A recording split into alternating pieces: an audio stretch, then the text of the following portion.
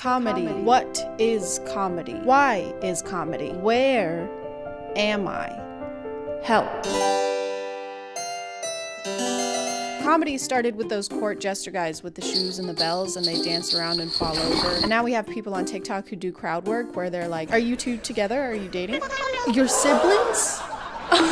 What a misunderstanding that I made up. One of those guys is Matt Rife, and if you get stand-up comedy clips on your FYP, you've probably seen him around. He looks like this. He's the one with the eyes. He stumbled into a little bit of controversy recently, and not so recently. Netflix just released a comedy special featuring Matt Rife, and one of the opening jokes he makes is a bit insensitive. The hostess who seats you at the restaurant had a black eye. Couldn't get over the fact that we're like, this is the face of the company? This is put her in the kitchen or something where nobody has to see her face. Yeah, but I feel like if she could cook, she wouldn't have that black eye. Thank you. Wow. Thank you. It is so great to be here. Thank you for coming. Domestic violence. That's my time. I'll be here all week. What? I will not be here all week. I've been asked to leave. Not only is the joke in poor taste, but given the fact that his audience is mostly female and his success on social media is mostly thanks to his female audience, there was some backlash. I watched the first 3 minutes of the Matt Rife comedy special on Netflix and turned it off. So many people have dark humor mixed up. Dark humor is when you make a funny joke about something unfortunate that you have experienced, not other people's experience. A comedian ruining his relationship with a large portion of his fan base because he wanted to be like all the other boring-ass Netflix special you can't tell a joke anymore crowd is actually just depressing. And Matt responded to the criticism with a leveled, thought-out, heartfelt statement. Just kidding, he posted this. If you've ever been offended by a joke I've told, here's a link to my official apology. And the link is to special needs helmets. Really putting the median and comedian there. Hello? It's 2016 YouTube. They said they want their... Oh. Okay, they're just yelling slurs now. One of his main things is that a lot of people find him attractive, especially Matt Rife. Matt Rife finds Matt Rife very attractive. I mean, people don't want to laugh at physically attractive people. You don't want to walk on stage and have people looking at your arms rather than listening to your jokes. I think it just makes me work that much harder on the material and the jokes that I'm trying to tell to get people to focus on the real show at hand. He thinks it hinders his comedy in some ways. He has to work harder because he's attractive. It's like a hurdle, how hot he is. Our hearts go out to him and his struggles. May he overcome. It just makes him seem like he'd be the kind of guy to stop and look at his reflection in every car window he passes by. Hey, I think that guy's trying to break into my car. No, I'm just sexy as fuck. Okay, well, no funny business. Oh, I'm already in that business. And since we're talking about businesses, let's talk about this one. This video is sponsored by Simper. Do you smell like poop? Do you smell like ugh? Ugh. Then Scentbird can help you with that. Scentbird is a subscription service that lets you test out designer fragrances every month for just $17. Their fragrances come in these cute portable cases. I use Scentbird all the time because I constantly forget to put smell good things on myself, but their cases are just the perfect size. So now I have one in my bathroom, I have one in my purse, I have one in my car. So no matter how forgetful and stinky my brain is, I will smell good. Scentbird has affordable and flexible subscription plans you can skip or cancel at any time with no hassles. You get to pick which fragrance you want to try every month from over 600 different options. You get perfumes, you get colognes, you get unisex options. This month I got Candy Floral by Prada. It has hints of honey and peonies, and it really does smell like candy that I want to eat, but I won't. And this one is Mystère by Catherine Malandrino, and it smells like cranberries and cedarwood, and these both smell really good, and I can't pick a favorite, so I'm just gonna eat them both. I mean, wear them both. These come in vials with a 30-day supply of your fragrance, so you have plenty of time to test them out and experiment with different ones until you find the perfect one that suits you just right. If you want to check them out, you can click the link in the description and use my coupon code TheChadX2 for 55% off. That's just a little over $7 for your first month. Thank you to Scentbird for sponsoring, and let's get back to the video. Matt's been doing comedy for a pretty long time, but he didn't find a lot of success until he started posting on TikTok. He didn't do anything? Did he not have a job the entire time you guys were together? He did. He did? He worked in the ER? Oh, I'm sorry, you broke up with a hero? After this video, his account blew up and he started posting more clips of crowd work. He started building this audience that was there for his funny interactions with crowd members, but also how much they liked his face and stuff. It's not like I made the conscious decision to be born a straight white male. I probably would have. But But he's made a couple comments during interviews that sound like he kind of resents the fact that his audience is mostly female. So they bring their boyfriends or husbands who are always reluctant because they fucking probably bought the tickets. Right. They didn't want to be there. And then like 20 minutes into the show, they realize like my comedy is so much more for guys than it is girls. It's so funny. My live shows, to me, I've always gone for the tone of like, I just wanted to feel like a hangout with the boys. My comedy is for boys only. No girls allowed. To get into my shows, you have to bring 2 forms of ID and wash your face like this. A couple different times he's talked about how he doesn't want his content geared towards women and he makes it trying to appeal to guys. One thing that I wanted to tackle in this special was showing people that despite what you think about me online, I don't pander my career to women. I would argue this special is way more for guys. But why do we have to gender comedy? If you can only make jokes that 50% of the population might find funny, doesn't that mean that you're 50% less good at making jokes? And you're making 50% less money too. If I make a type of butter that only tastes good to half the population, all I'm doing is limiting my profit margin. He mentions he doesn't pander to women, but a lot of his clips are of crowd work where he's flirting with them. I seem frustrated. A gift maybe help? Baby, after the show. Thank you so much. What's your name? Christina? You are so hot. Thank you so much. Widowed? Oh, fuck, I'm sorry. How long ago, if you don't mind me asking? 1 year? Oh, that's so recent. So you back on the market or what? His website has a shirtless picture of him on the homepage for the boys, for the guys. And the preview for his Netflix special is him getting arrested for being too hot to be a comedian. Everybody knows they only go into your shows for those traps, those tattoos, and them cheekbones. You know, it sounds like y'all don't know me at all. You know, sometimes the way somebody looks doesn't depict who they are on the inside. You mean part of your success relies on how physically attractive people think you are and not solely on your talent and hard work? That's like messed up. That's really annoying. He also talks a lot about how much he hates social media, which is fine, understandable. Yeah, I reluctantly started posting on TikTok beginning of last year. I've always hated social media. But when social media and women are the main reasons for your success and you like to complain about both of those things so frequently, do you like what you do? It's just strange to resent basically everything that got you to where you are, I think. Oh my God, this is amazing. This is everything I've ever dreamed of. These boots, this jacket, this tent, this axe, this rope. I fucking hate rope. It seems like he's trying to separate himself from the crowd work comedy, which I think he's good at, and transfer over to the dark, edgy humor comedy. You guys ready to be offended? Because we don't have enough of that. He called his tour the Problematic World Tour because he's problematic. He loves problems and having problems and making problems. Pythagoras is jealous. He's quaking. And it kind of seems like it's working. I keep seeing comments from dudes on TikTok calling him a legend now. I didn't like Matt Rife until this video. Is Matt Rife for the boys now? He might be losing fans, but also gaining new ones. That helmet joke was solid. And if you want a new audience that thinks PewDiePie did nothing wrong on the bridge, then there you go. This wasn't his first dance with controversy. There was a podcast clip that got him into some trouble where he compared female genitalia to chewed up gum. I don't love a giant. I don't want your pussy to look like the gum from Sausage Party. You know what I mean? He also tried to make fun of Mason Ramsey in 2018. You know, the cute, sweet kid who yodeled in Walmart? He replied to a picture Mason posted on Twitter and tried to make fun of his birthmark. Focus on your forehead. Some gum? Yoda lady, hey, don't bully that child, please. What is it with this guy and gum? Why does he hate gum? Then he tried to backtrack and say he actually wanted to know. Was genuinely curious, LOL. I've got your new single on repeat, little man. No, you didn't. What, you just had a sudden interest in dermatology? Hey, what the fuck's wrong with your face? I have a skin condition. Okay, Jesus, I was just curious. Take these twice a day and it should clear up. Okay, thanks, doc. This wasn't a controversy, but he posted a clip from one of his shows where a woman starts having a seizure in the crowd and the screen cuts to black and starts playing this peppy ukulele music. Oh, shit.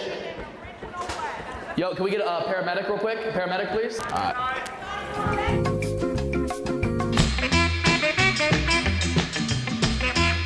Because all I've really seen from him is crowd work, which again, I think is funny. I think he does crowd work really well. But I did watch the Netflix special. The dumb general consensus they would say was shit like, how hard could it be to just follow the rules?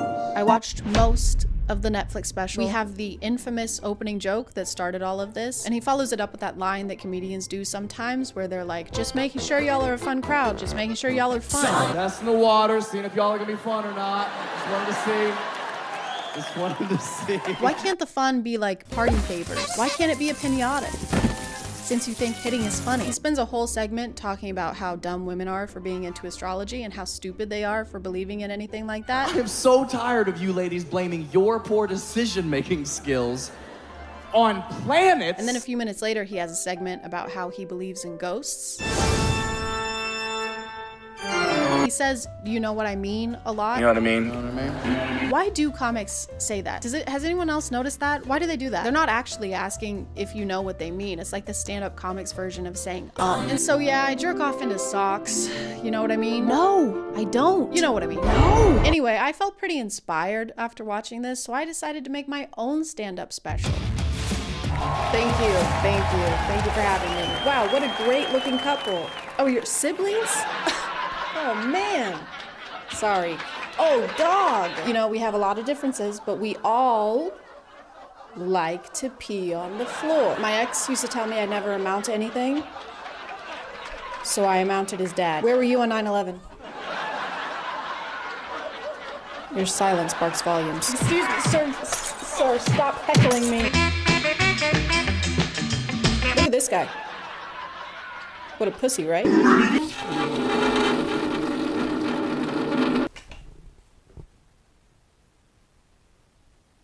Stand-up comedy. That's my time. Thank you. Stand-up comedy. I'm gonna call it there, guys. Thank you for subscribing, and if you are still here, thank you so much for watching. I appreciate you clicking on my video out of all the videos that are on here, and I'll see you next time. And thank you again to Semper for sponsoring this video. Don't forget to use code TheChadX2 and click the link below for 55% off your first month. Okay, bye.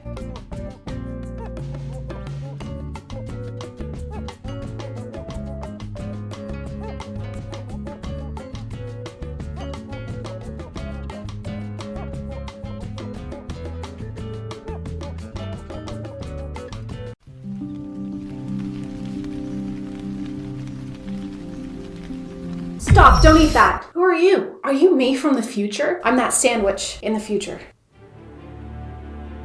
My lunch? My name is XAsh-A12. Okay, but what does that have to do with my sandwich? XAsh-A-B, I'm sorry, what was it? It was XAsh-A12. Look, if you eat that sandwich, the world is done for. Okay. XAsh-Ford, F-150. Do you have a nickname? Absolutely not. Okay, vitamin B12. I feel like you just want to steal my food. Why would I need to steal your food? My dad is Elon Musk. Okay, well, don't do this. Ha! I knew it wouldn't. Hey guys, and welcome back to My name is ChadChad. Not really. Is it welcome back though? Is it really? Or is this the first time you're here? Or do you think it's the first time you've been here, but it was actually the last time you were here, and you're looking back at a version of yourself in a parallel universe, and you're actually about— Okay, that's enough.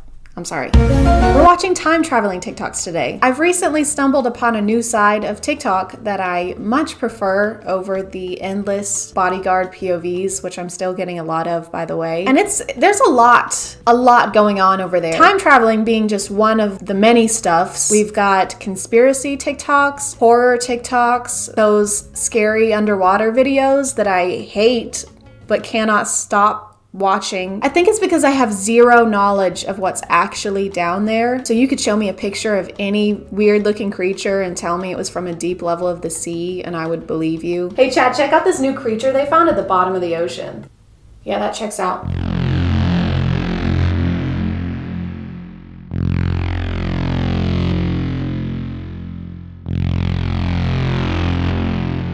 May 27th, 2021. Well, it was a Thursday, So that's pretty big. No, wait, they were right. They were right. It was National Grape Popsicle Day. Damn it. I missed it. That gives you a pretty decent idea of what these TikToks are, though. It's a faceless creator, usually, making these really bold claims, trying to convince people that they're time travelers, which kind of reminds me of that person around March of last year who made that TikTok claiming to be psychic and saying that we were going to have a vaccine by April and everything was going to be back to normal in a couple months. And it's so funny to me because now she's just making like TikTok dances. How do you come back from that? Like nothing ever happened. Oh yes, I can see it now. You're gonna die tomorrow. What? How? I'm seeing a boat or a car or a heart attack. 2 days later. Hey, you said I was gonna die yesterday. Oh. I spent all my savings and I gave my house to my brother, and he's a dick. He's not gonna give it back. What are you doing? Are you doing TikTok dances right now? Yes.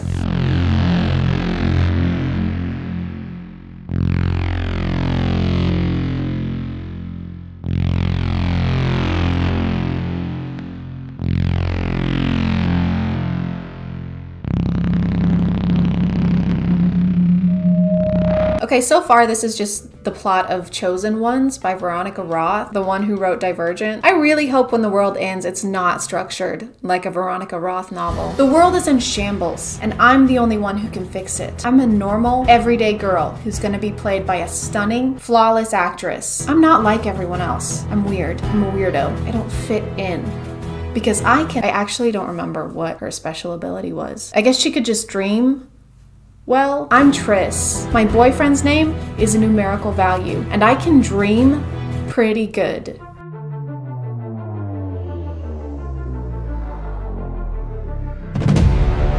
Jesus, Serene Coin and aliens within 2 years? I wonder what's next. I bet it's gonna be awful.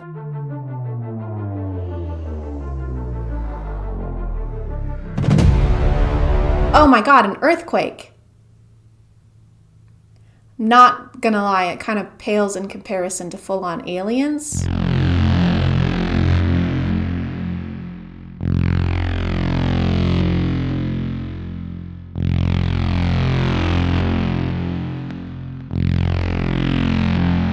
Okay, so we're getting superpowers again. I'm pretty sure if the world were to end anytime soon, it wouldn't be nearly as interesting as these people seem to think it would be. Like, our superpowers would probably be us being able to sit in the tub for longer without our skin getting as pruny, or like all of us being able to eat peanuts.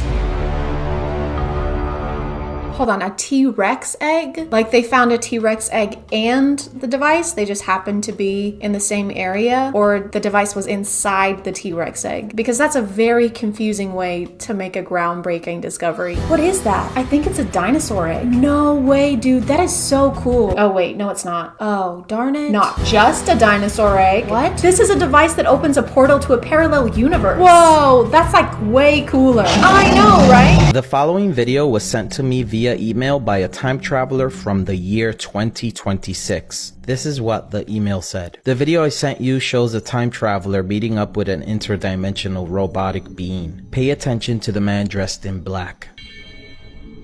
They exchange a few words and talk about the fate of the universe, including Earth. And then just as fast as the robotic being appears, it disappears. Okay, aside from this being some of the greatest editing I've ever seen, how would you know what they're talking about? There's no audio, they're not mic'd up. They could be talking about something totally normal, like their Subway orders, or Will Smith. I can't tell if this page is actually a conspiracy page or if they're just trolling, because they made a video saying we should stop drinking grape soda because it's killing the planet.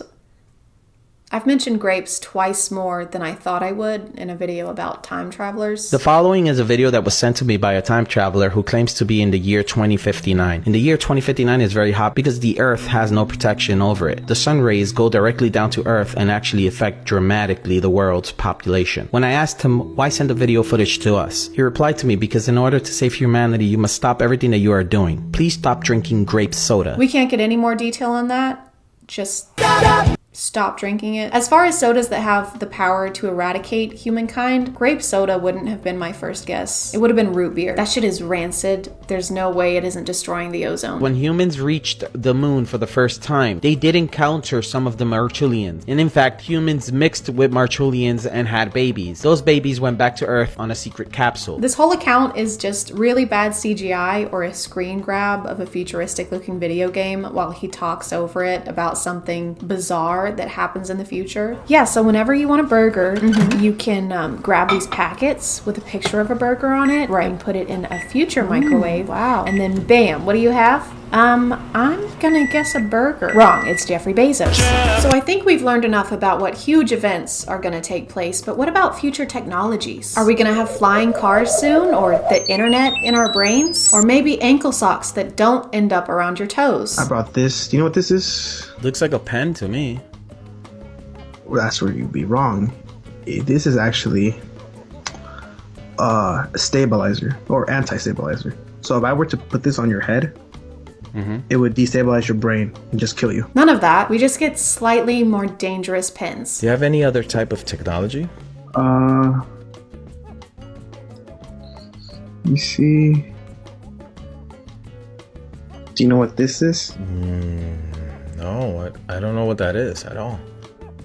Alright, so this, if you throw it, it can destroy a whole universe. I love how it seems like they didn't plan this at all and they're just improvising, because as far as things that I think would be difficult to make up on the spot, the entire future of our planet is pretty high up on the list. Do you know what this is? This contains all the DNA from other extraterrestrials during my time. Wow. It's off right now. Thank God it's off. But if I were to turn it on per se, I could go through all I think you just turned it on though. the extraterrestrials and I just slap it like this. I get their DNA, I turn it into them, and I have all their powers. That comes in handy for like if you have to fight someone. Yes. If you have to fight someone, that's the most appropriate situation you could come up with. You know how when you get into a fist fight at a bar and you just summon all the aliens in the universe? Hey, that's my seat. No, it's not. Yes, it is. What are you...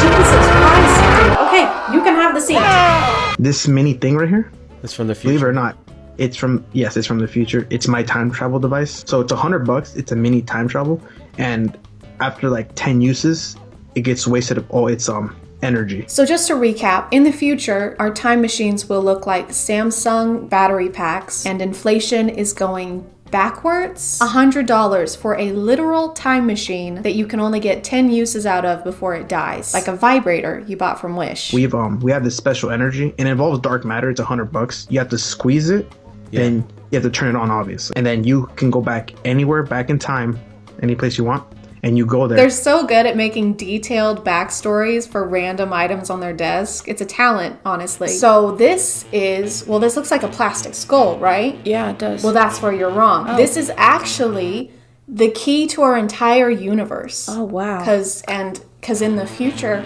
our entire universe is a fishbowl. Oh. So if you sing the ABCs into it, you get telekinesis.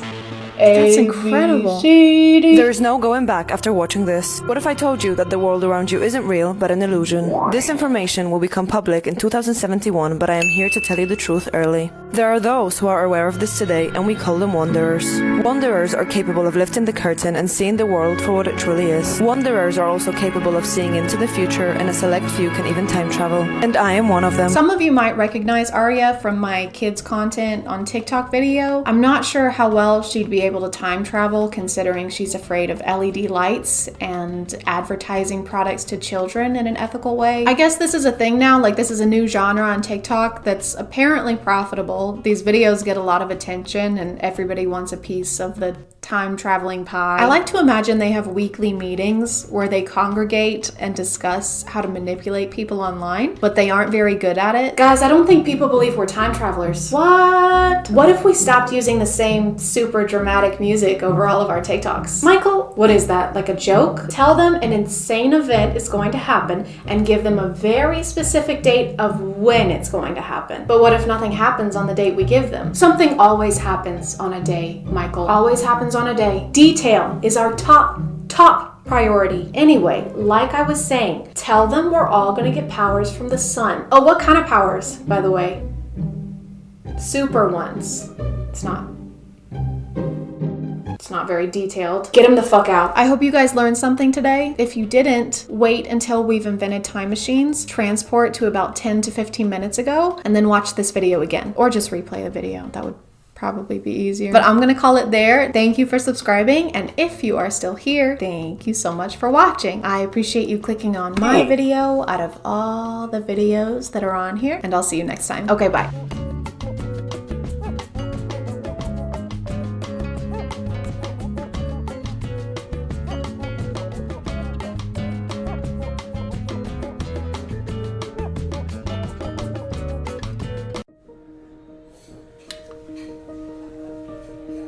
Here you are, sir. 1 macchiato, no espresso, no steamed milk, and no foam. Yes, great. Thank you. Excuse me? Excuse me? Yeah? Yeah, so you look really poor, and I'm not vibing with that, so could you hurry it up? I'm sorry. Yeah, it's really affecting me emotionally how without money you seem to be. Hey, don't talk to him like that. Why not? Because it's not right. Yes! Thank you. Because he could be super rich. Wait, what? No way. Look at him. Don't judge people based on appearance, okay? He may look like a stupid, disgusting, smelly, poor person, but he could actually be a billionaire. Oh my god, you're right. I'm so sorry, sir. You're a billionaire? Can I just have my drink, please? Answer the question. Okay, but first, just real quick. What is it? This video is sponsored by Wondershare for More. If you've been wanting to start editing your own videos but are looking for something that's both beginner and user-friendly, Wondershare for More is the perfect choice. Whether you're just starting out or already have some experience with editing, they have a great selection of preset templates for effects, filters, transitions, and even royalty-free music, which if you're trying to make YouTube videos can be a lifesaver. Filmora just released their newest version with updated features including auto reframe and AI portrait, which is a cool paid add-on that automatically removes your background without having to use a green screen. To show you real quick, you just import then drag your clips to the timeline here, go to effects, click AI portrait, choose the effect you want to use, and just drag it onto the clip. And there you go. If you're interested in content creation but don't know where to start, download Wondershare for More 10 using the link in my description below and try it for free. They're also having a back to school promotion for September, so you can save up to 42% if you buy this season. Plus, you get the chance to win an iPad Pro if you join the hashtag Wondershare Back to School campaign on their website. Thank you so much for listening, and thank you to Wondershare for More 10 for sponsoring this video. So I was right? You're a billionaire? No, I'm not. I work in a lumber store down the street. Get out. I can't believe I was nice to you for no reason. Get out of my coffee shop. Go. Okay, get out. All right, get out. Leave. Going. You disgust us. Hey guys, and welcome back to My name is ChadChad. Not really. And listen, I know that Darman has been kind of exhausted as a commentary subject on YouTube. I think basically every bigger YouTuber has done a video on him at some point. For that reason, I've never really been interested in making a video on him, so I never got to watch his content for myself. You know, I missed out on that, and it made me really, really sad. So imagine my sweet relief when I learned that none other than Trisha Paytas would be replacing him. Filling that deep void in my heart. If you're not up to date, Trisha Paytas has been in some controversy recently. I know it's shocking. If you need to pause the video to deal with that information, I totally understand. Hey, it's post-filming, Chad. I just realized that I forgot to mention while I was recording that before I watched these TikToks or planned on making this video, I thought Trisha only went by they, them pronouns. But then when I went to their TikTok profile, I saw that she also goes by she, her. So if you hear me use those to refer to Trisha during this video, I just didn't want anybody to think that I'm being an asshole. Okay, all right, thank you. Love you, bye. I never watched the Frenemies podcast, so I can't really tell you what happened there. All I can tell you is that they left the podcast and people seem to be a little upset over it. Now whenever I see any of Trisha's TikToks, the comments are almost entirely negative and demanding an apology on behalf of Ethan, the other person from the podcast, which makes me think that this is like a business move where they're like, hey, stop talking about this over here, this not good thing that I did. And look, what's that over there, this that I'm doing right now, this crazy weird thing. Isn't that crazy? Only talk about this from now on. Excuse me. Yeah. Okay, I'm sorry to stop this so quickly. He's already looking at you. Why are you yelling excuse me at him while he's standing directly in front of you and making eye contact? Excuse me. Excuse me. Yes. Excuse me. Yes, how can I help you? Excuse me. Hi, I asked for butter. This is plain. Oh, I'm so sorry. Let me fix this for you. What are you doing? I asked for butter. Don't dump it out. Health code violation. This is how you know no one involved in the production of this has worked in the food service. You can't take popcorn from someone else's hands and put it back in with the rest of the popcorn. You have no idea what they did with that while they had it. They could have shoved their hand in between their ass cheeks and then sprinkled cubes on the kernels. It only takes like 10 seconds max to do that. Don't ask me how I know that. Don't ask me any questions about what I just said. Do you even speak English? I make it fresh. I make new one for you. Fine, whatever. What country are you even from? Oh, I'm actually from... Can you go faster? The quietness of this set is off-putting to me. Like, I know that this is just someone's basement with a black backdrop and a single popcorn machine, but you still need to sell me on this, okay? You need an obnoxiously loud TV playing the same 3 previews on repeat, a kid crying because they couldn't get the $24 Skittles, a mom and dad crying because they have a kid who cries over not getting $24 Skittles, the sound of a car as the mom and dad leave the kid behind at the movie theater. Hey, Greg. Yeah, I've been wanting to see You Don't Know the Blowhorn for this long too, but this guy literally is from a foreign country, doesn't even know popcorn. Is it almost finished? Yes, so sorry. I'm Thank you. so sorry. Thank you. They couldn't edit in the notification. They had to personally voice it. Ding. And it's not even the right one. It's supposed to be a phone call, but it's a single ding. I feel like if you're gonna make your own sound effects, you should make it more interesting than the regular notification would have been. Ding! Oh wow, someone actually texted you. Wow, look at that. Ding! Someone's calling you. Oh look, it's just your mom again. Ding, ding, ding! Someone's texting back, and it's not the girl that you quadruple texted last night while you were drinking. So good luck dealing with the emotional toll of that while you're working today for 12 hours. I'm Thank you. so sorry. Thank you. Here, let me give you this from me. I'm so sorry. From you? Does your manager know you're stealing? Oh, look what you made me do. Why did you even hand me all that food? Let me help. No, stop. No hablo, help me, por favor. You know what? He is such a great guy who is doing zero wrong here and is being super nice despite being mistreated. And they're an awful person and saying mean things for no reason. There is only good and evil in this world. Middle ground, it doesn't exist. Gray areas don't exist either. Get that out of your head. Okay, so this carries on into the next TikTok. They're watching the movie. The employee sneaks up and scares them.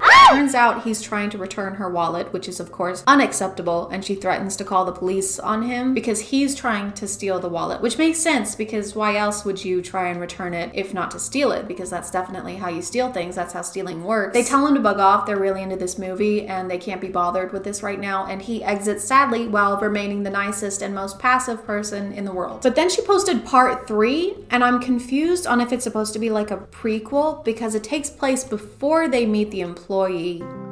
A new Robbie Hart movie? I have to call all my friends. We are going tonight.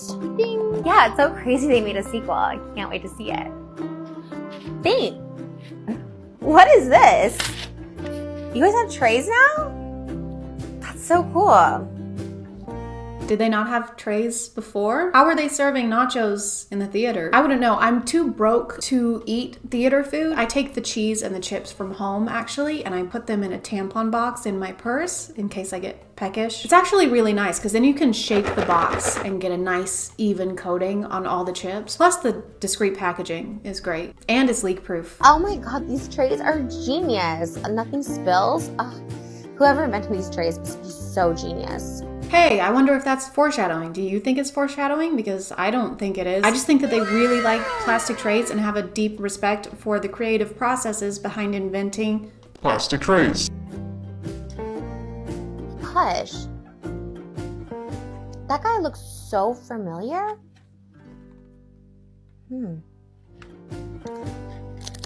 I'm really confused. I thought that this was like a prequel. I thought this was before they went to the movie theater and berated the employee, but then she recognizes him on screen. So I guess that this is like a sequel to that movie and some time has passed. That is literally correct. I'm just stupid. Or this is before, like I said, and then this is just after they got the popcorn, were still hungry, went back, got nachos, came back, recognized the employee, sat down. Trisha, none of this would have happened if you just used my method for nachos. Then you would have already had them on hand. And I mean actually on your hand. It can get a little messy with that method, so be sure to stash napkins if you do this. God, the movie was so good. Wow, let me call you back. You look so familiar. This is gonna sound crazy, but you look just like the guy in the movie I just saw. Oh, let me guess. You don't know the Blowhorn too? Yes, it is you. Robbie Hart, he wanted somebody with authenticity. So when he came to my job, he saw me working there and he got me for this role. Work? You have a job?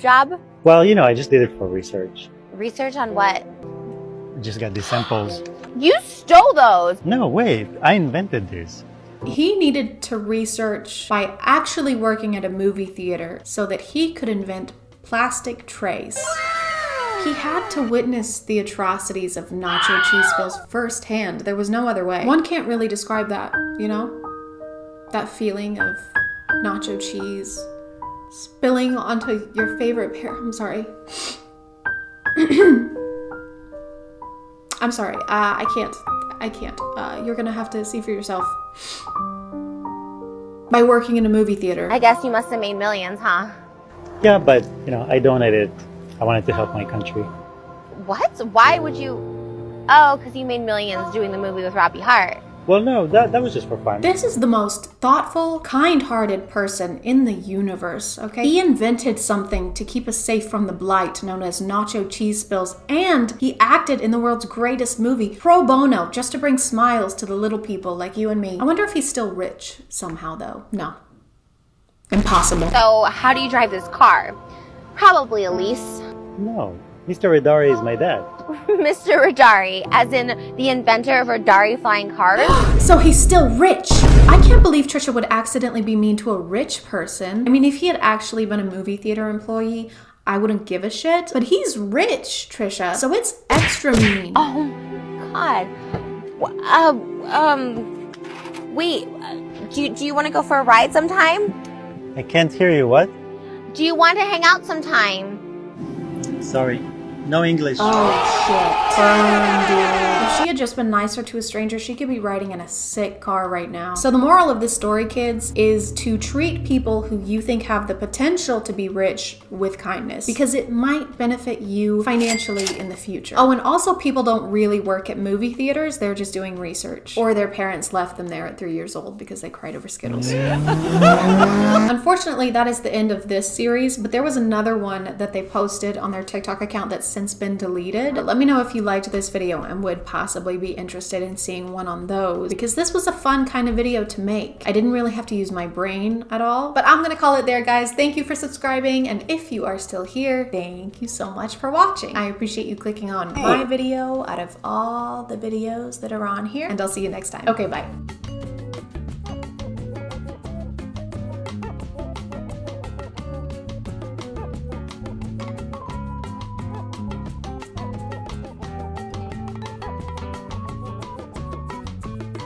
School, homework, detention, swirlies. There are lots of reasons why someone may not want to put their kids in a typical schooling environment. And there are lots of reasons why kids themselves hate school, especially if they live in the US. Maybe not the worst education system in the world, but we sure are gunning for it. With all those reasons, it can make sense that someone may want to try out alternative schooling methods. The most popular being probably online schooling, which is something that a lot of people became familiar with in 2020. With online assignments and Zoom classes, it makes pretending to do algebra while playing Animal Crossing much easier. Then of course you have homeschooling, where your parents get to decide whether you're a dumb kid with no friends or a smart kid with no friends. But recently I found out there's a third option. So we don't teach our children anything. Everything that they learn is in response to either their interests or their questions. We have no curriculum, we have no school hours. We really just respond whenever they want to know something and do our best to make sure they really get it. Free schooling or unschooling is like a branch of homeschooling minus the schooling. This website says it's an educational philosophy that relies on a kid's innate curiosity and desire to learn. In families that practice unschooling, students do not attend school and do not follow any set homeschool curriculum. So they typically don't have any courses. They just go about their day, and if the kid happens to ask a question like, hey, what's math? Then the parent would explain it and try to teach in the moment, which relies on the kid to ask really good, insightful questions all the time, which they usually do. Mom, why is my booger purple? Also, during which year did the French Revolution end? But she goes on to show us an example of the unschooling her son has been doing. My son's 6, and it took some patience and not comparing myself to other moms, but this is his book. Look at this. Lamp, egg, jar, lion. This is him doing this by himself. So her son is 6 years old, and this is seemingly the first time he's ever written words down. All of the top comments are pointing out that this isn't very advanced for a 6-year-old, and I don't have a way to gauge whether it is or not, so I asked my mom, who homeschooled 5 kids. She said, well, there are way too many factors to consider. Are they a first child with a stay-at-home mom? Is their birthday at the end of the year? Then wrong there. That's the wrong there, mom. Yeah, that looks about like I would expect a 6-year-old to write. That doesn't seem extraordinary. And then, of course, she closed it out with the smirking emoji because she thinks it's just a regular smiling emoji, and I am not going to explain to her why it's not. But regardless of skill level, I don't know that this can be called writing, not because of how it looks, but because she mentions he's been going around the house and copying these words down. So he can't write them from memory and probably doesn't know what they mean. He's just mimicking the lines of the letters. So this is more like drawing. She's also said that they teach in moments exactly like this. This is where they would educate while the kid is showing interest in the topic, but I don't think she did that. This is him doing this by himself. From what we can see, they didn't go into any more depth. There isn't any more writing aside from what he put there initially, so they didn't turn it into a lesson and have him practice. But they did stop to make a TikTok, so while he's not getting a proper education, at least his parents are using him to become social media influencers. Phew. My light just... And my big fear about free schooling was that if my kids only went towards what they were interested in, saving all of their real estate only for things they're interested in, not cramming it with anything necessary, I was concerned that they would never be interested in things like reading and writing and math. To counter this fear, have you tried teaching them reading and writing and math? It's really good for kids to learn at this age, and he clearly wants to. If you don't make an actual plan to educate them now, this is the level that they're gonna stay at. The motivation is only gonna decrease. Hey, Timmy, you wanna learn about the alphabet now? Egg. Timmy, it's not cute anymore. Egg. Timmy, you're 17. Egg. But something Timmy would want to learn about is today's sponsor. Timmy. This video is sponsored by Opera. Whenever I'm editing on a time crunch, I have a tab open for music, a tab open for sound effects, one for PNGs, one for pictures of Riz Apple, and then bam, suddenly I have 33 tabs open at the same time. Opera is a web browser that offers a variety of features, including context-based tab grouping that makes your tabs cuddled together and save space. So no matter how disorganized your mind is, Opera makes it look like you have things under control. I'm a big fan of their built-in ad blocker that you just toggle on or off, no extra steps or extensions required. It makes everything move more smoothly, and the sidebar feature is also great because you can control your music and check messages without having to open more tabs or close out of the browser. It's just all right there. You can even customize your Opera browser with their wallpapers. They've got animated ones, or you can add your own. And with their Aria feature, you can ask questions and get immediate answers from the web. It's also available in the sidebar, so always there if you need it. Or you can highlight text and it'll give you a quick description of the word or topic you're looking at. If you want to check it out, just use my link in the description and download Opera today. Thanks to Opera for sponsoring, and let's get back to the video. She says he'll ask about math sometimes too. Same with addition. Mom, what's 7 plus 5? It will come at the right time. Why does she pause like this? The stare that she does is so scary. If my mom looked at me like this after I asked a math question, I would never ask one again. But maybe this is a one-off. Maybe she was just really excited, and typically she does turn questions like this into a teaching moment. When you say that somebody's bad energy and you don't like them because they're bad energy, what you're really saying is that they remind you of yourself. What if that was a teaching moment? What if they were about to ask what trigonometry is? While she doesn't push her kids to learn things like reading and writing, she does make sure to give lessons on the really essential things. There was a god named Kronos, and he was so afraid that one of his babies was going to take over his kingdom that he said, every time one of my sons is born, I'm going to eat that. I'm gonna eat my own son. Learning the ABCs? No. We're too busy learning about cannibalistic deities. It's more important, and Kronos is really cool. He kinda ate. Her child is asking questions here, but mostly because he doesn't know what the fuck is going on. Why is he gonna eat his own son? Because that's the nature of chronological or Kronos time. Ma'am, this child is not learning anything from what you just said. Even if this kid understood what that answer meant, it wouldn't be an answer, because her answer was just, that's just the nature of chronological time. Just because it does, that's how it is. You can tell he's completely lost, but it doesn't matter because this lesson isn't for his benefit, it's for hers. More specifically, it's for her business's benefit because she promotes her book and website at the end of it. On that website, you can get some of her free audiobooks, or you can enroll in her school workshop for money. So she can teach, but only if you're a paying customer. Maybe your kids would be able to read if they weren't so broke. Oh, you want to count to 100? Why don't you put 100 big ones right here first? Let's start there. One of the key points in unschooling is that the kids learn life skills and not just scholarly ones. For example, how to cut vegetables. I'm amazed. I'm amazed. Technique, baby. Technique. Good job. Is the point of this to prove that unschooling is effective here? Because to me it just proves that over the course of 4 years your child developed fine motor skills, and I don't think unschooling is responsible for that. If anything, they should be way better at this. If they're at home doing it all the time, they should be Zorro at this point. She's got a literal baby waving a knife around, and the only warning she's giving is in a sing-songy voice. If you cut your finger wrong, na na na na na. So be careful my baby. This kid does not have the motor skills or the mental capacity to understand how dangerous this is, especially when she's acting like it's a silly thing happening. I'm gonna go in that door. Don't go in there. Whoa, why not? It's very dangerous. You will probably die. Your demise is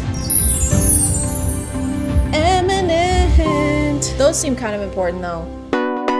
While I was looking into this account, I stumbled onto another unschooling mom. Day one of unschooling, and I've got my kids helping me to clean the car out. Teaching them hard work, taking care of the things that you love, that you need, and also needed the car clean. Oh, so like chores. You're educating them by having them do regular house chores. You can't claim that cleaning the car and learning hard work is an acceptable replacement for actual curriculum. Cleaning and taking care of things is something that kids should be learning on top of their regular education, not instead of. This parent said she pulled her kids out of school to do this because she was unhappy with the public education system. We have 52 days until I pull my child out of public school and start unschooling him. Lots of hands-on stuff to teach him these things, not just reading out of a fucking which is what's wrong with public school. And while yes, there are a lot of things wrong with the public education system, I don't think that books in and of themselves are what's wrong with it. Books are usually pretty helpful, learning-wise. Not to be controversial, I don't know if she had maybe just a personal bad experience with books. You've got a lot of nerve showing up here. It's been 5 years. Just let it go. Let it go? You stole my college application essay. Not this again. I didn't get into Yale because of you. I was in a bind. Give me my paper back. And again, none of these are actual lesson plans. This is just hanging out with your kid, which is important, but so is being able to read a ruler. Very weird hat. Or even knowing what a number 2 pencil is. Why do they call it a number 2 pencil? Why don't they just call it a poopy pencil? She also claims that going to the grocery store qualifies as an unschooling lesson. Now they're gonna go grocery shopping with me, and we're gonna learn about reading labels. We're gonna learn about math and money. When you're buying groceries, you need to make sure that the quality of it is good. So turn it over. See the prices on them right here? You typically want to make sure that you pick the lowest price. These are just regular life skills that you should be teaching your kid whether they're unschooling or not. And how many times can a trip to the grocery store count as school? Because after a few, they're probably good to go, right? And next we have Timothy, graduating with a bachelor's and putting things in the cart, and a minor in not buying rotten strawberries.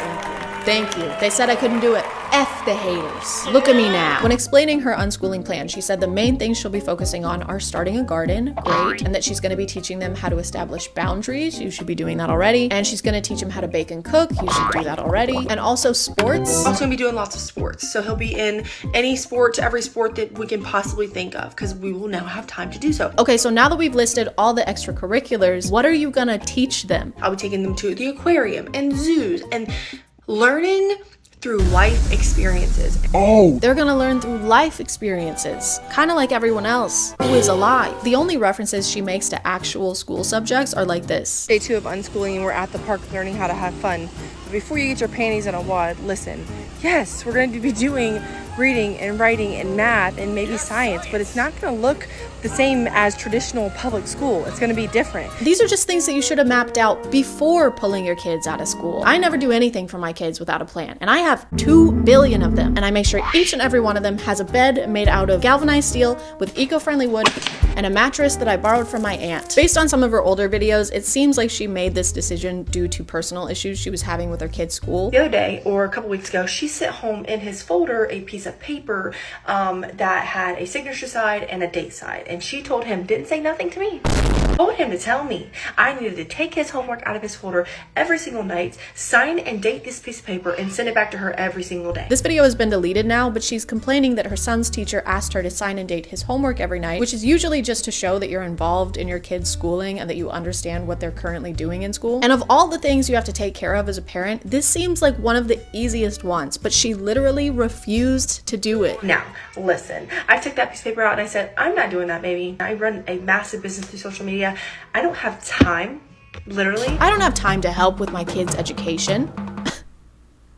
However, I do have time to be completely and solely responsible for it. What's really sad about this is that her kid clearly wants her to sign. He makes a comment about some kind of reward system they have, some bonus he gets, and she can't be bothered. But isn't the point of unschooling to put your kid's individual needs first? Isn't the argued benefit that your teacher is your parent who knows you really well and has your individual best interests in mind? If you couldn't do that for literal seconds every night, what makes you think you're going to be able to do it 24/7 every single day? For some reason, she titled this Teacher on a Power Trip, and the teacher is just asking her to do something that probably all the parents are asked to do. It's a very simple instruction, and I thought that those were important to her. Teaching them how to follow instructions. Those who can't do teach, I guess. The way she describes her unschooling plan just sounds like a pretty immature grasp of what it's gonna take. It's almost like the kid is the one who came up with it. Okay, so first we're gonna go to the park. Okay. And then we're gonna go to the swimming pool. Then we'll do school. I'm not done. Then we're gonna go to the grocery store and buy 500,000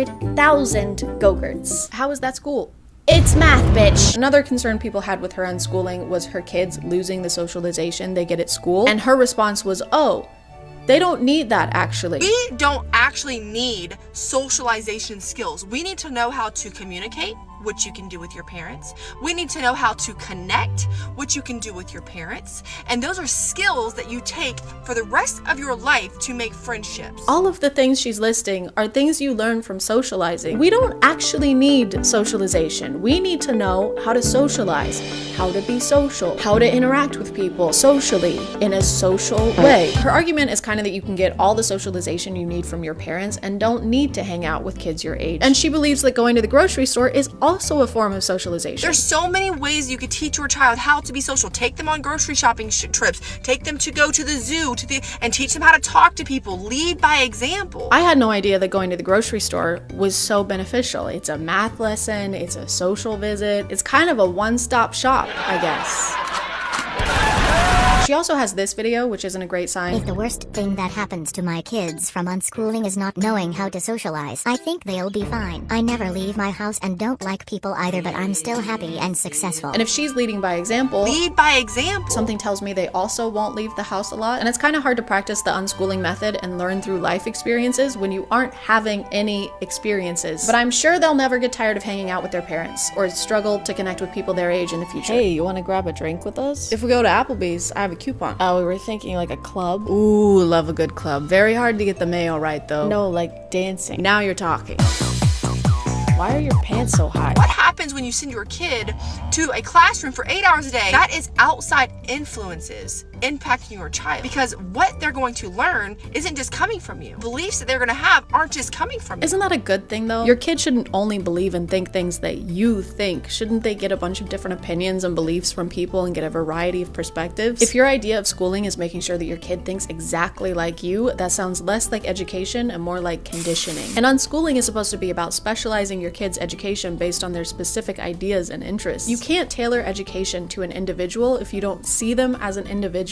Also, the successful business she keeps referring to is a pyramid scheme. I'm very proactive inside of my profession and my career of being an entrepreneur. They're likely going to follow that path because they're going to see how successful. So, at least she can teach them shapes. A little bit of this reminds me of how I was raised. Again, I was homeschooled. You probably didn't know that. Just kidding. It's probably the only thing you know about me. Sorry, okay? Sorry I'm so mysterious and suave. Sorry I'm so shampoo coated. But my homeschooling wasn't really in an attempt to make me more prepared for the world or because I couldn't necessarily handle a typical school environment. It was more because normal kids are secular and besties with Satan. Sometimes they say things like, hey, you should smoke this, or fart, and both of those are equally as bad. The sole reason for my being homeschooled was religion and being able to limit the amount of interaction I had with the outside world, whether it be people or media. I wasn't allowed to watch PG-13 movies until I was 22. Just imagine being told you're not allowed to watch Jumanji, the Kevin Hart one, as a tax-paying citizen. And I think I would be better at a lot of things if I'd been able to interact with people my age before I was basically in my 20s. I'm a missed out on a lot of skills, like how to interact with people, how to not perceive every human being as a potential threat, how to order a milkshake at Sonic without breaking down in tears. Isolating your kids and making yourself the only presence in their life is probably less about what's good for them and more about what's good for you. And it's completely normal to have anxieties about where your kids are or how outside sources are going to affect them, but that doesn't mean that you should stop them from interacting with outside sources at all. That just sounds like you have anxieties that are being passed down to the next generation, like an heirloom, like a little apprehensive piece of furniture. You okay, man? Yeah, just some chest pain. And I'm not saying you shouldn't homeschool your kids or do alternative schooling, because I'm sure a lot of kids would benefit from something like that, but just don't do it bad. Just do it good. Otherwise, your kid's gonna end up like me in 20 years, and you don't want that. That is a threat. Anyway, guys, I gotta go to the grocery store for the 5th time today, so I gotta go. Fiction is true the same way numbers are true, I would say. Like, you know, if you have one apple and one orange and one banana, the commonality between all of those three is 1. And you might say, well, is 1 as real as one fruit?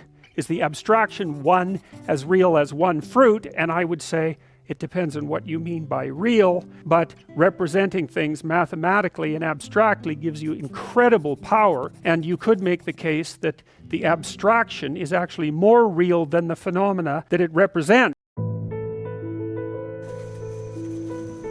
Are we almost there yet? This is why we don't show ourselves in the sunlight. There is so much sun around.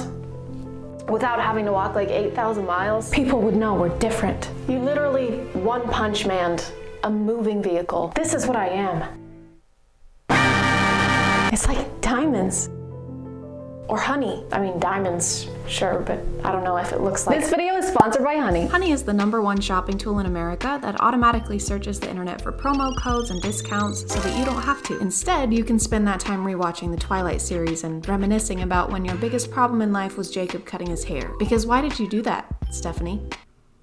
Why? When available, Honey finds discounts of 18% on average. For example, if I wanted to buy this Edward doll, which I do, I really do, 18% off the current listing price would save you over $15. One of my favorite things about Honey is that if there isn't a big enough discount available, you can add the item to your list and they'll notify you if there's a price drop. All you have to do is click Add to Drop List and wait for Honey to do all the work. And I will wait for you, Edward. I will. But Twilight-related treasures aren't the only thing Honey can save you money on. Honey can be used on most of the sites you're probably already using for clothes, shoes, and even video games. So you can enjoy free savings and get that little boost of serotonin from watching the price go down, courtesy of Honey. It only takes a few clicks to add Honey to your browser. Use the link in my description, joinhoney.com/ChadChad, click Add Extension, then wham bam, thank you ma'am, you have access to the internet's most convenient shopping assistant. Thank you for listening, and thank you to Honey for sponsoring this video. You better hang on tight, Spider Monkey. Hey guys, and welcome back to My name is ChadChad. Not really. And I was not allowed to watch Twilight when it came out. Did this lead to a deep obsession with the entire franchise due to my unhealthily curious mind? No, why would you think that it did that? Because it didn't. I'm not saying that Twilight is at the root of every modern day vampire obsession. I'm just saying that it probably is, because you can't tell me that the period where middle schoolers were drawing bite marks on their neck and pretending their Minute Maid fruit punch was blood didn't cause just a little bit of a shift in our timeline. Rule #1 of TikTok vampires: if your girlfriend has injured herself, do not show concern at all. Oh, also smirk. That's not just like vampire TikToks, that's just TikTok in general. Smirk at everything. A girlfriend breaking up with you, failing a class, parents in the hospital. Sadly though. So I'm not sure if his girlfriend is aware of his vampireness. Vampiricalness. Good. I'm glad we did that. If she is, does she want him to kill her? Or because she has to know how this stuff works, right? Hello, my vampire boyfriend who has an animalistic reaction to blood that will probably lead to you killing me. Look at this cut on my stomach. It has blood. I've taken note of the blood on your stomach, and you are correct. I will now be killing you. As long as your smirk is the last thing I look upon, I die a contented woman.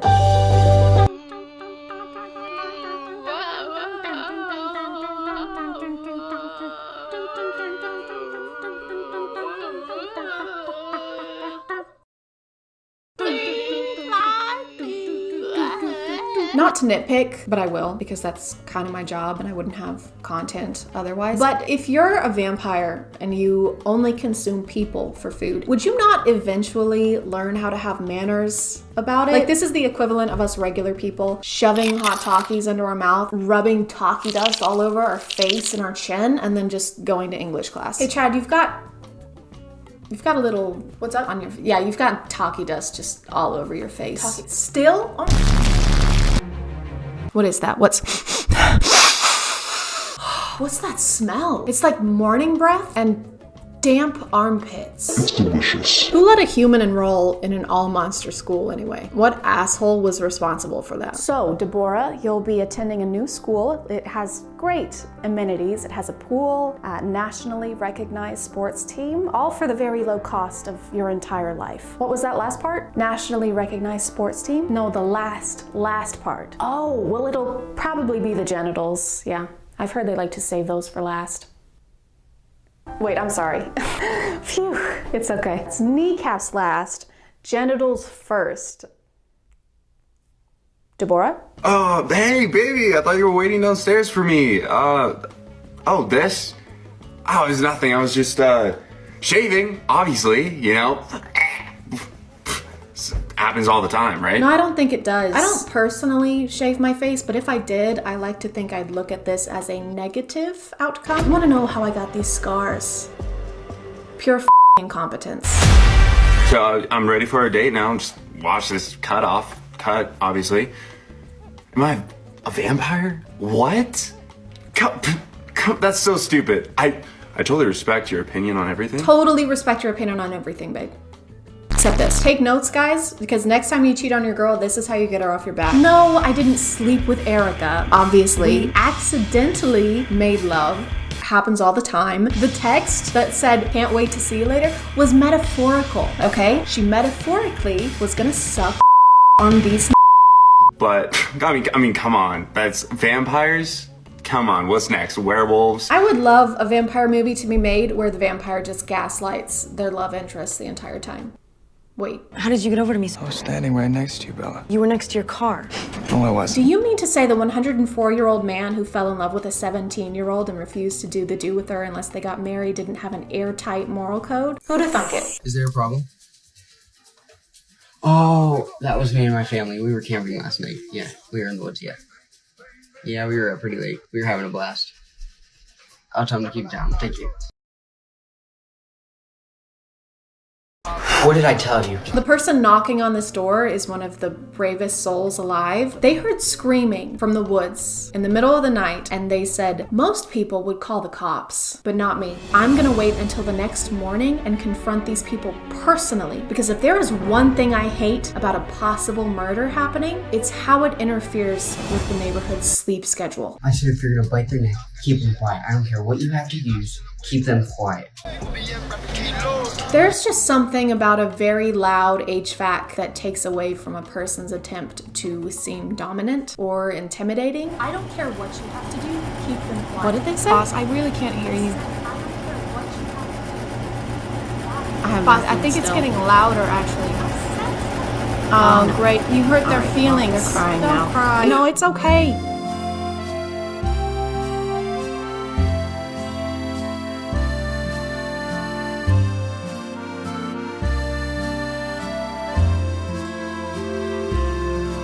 I am begging y'all to never stop putting yourselves in 6x speed. This is the best thing I've seen in weeks. I will be starting a petition to have all romance movies follow this format. Miss Bennett, Mr. Darcy, I trust your family is in. Quiet, Mr. Darcy, and kiss me, you fool.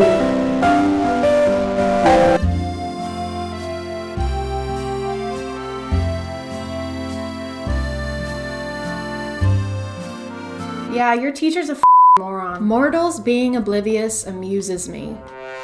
That sounds like something a guy with the Joker as his profile picture would say, or someone parodying a guy with the Joker as his profile picture would say. We've come full circle. I don't know what's real anymore. Am I really here? Are you really there? Is my name really ChadChad? I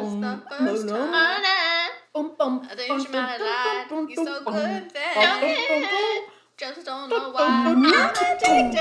I love how most of these portray vampires as these sexy, irresistible beings. I mean, of course they do, thanks to Stephanie and the Vampire Diaries. But it's particularly funny to me considering how the folklore of vampires probably started. Like, it was probably just a bunch of people in the olden days desperate for some food and vitamins, so they had to resort to sipping the old human fruit punch.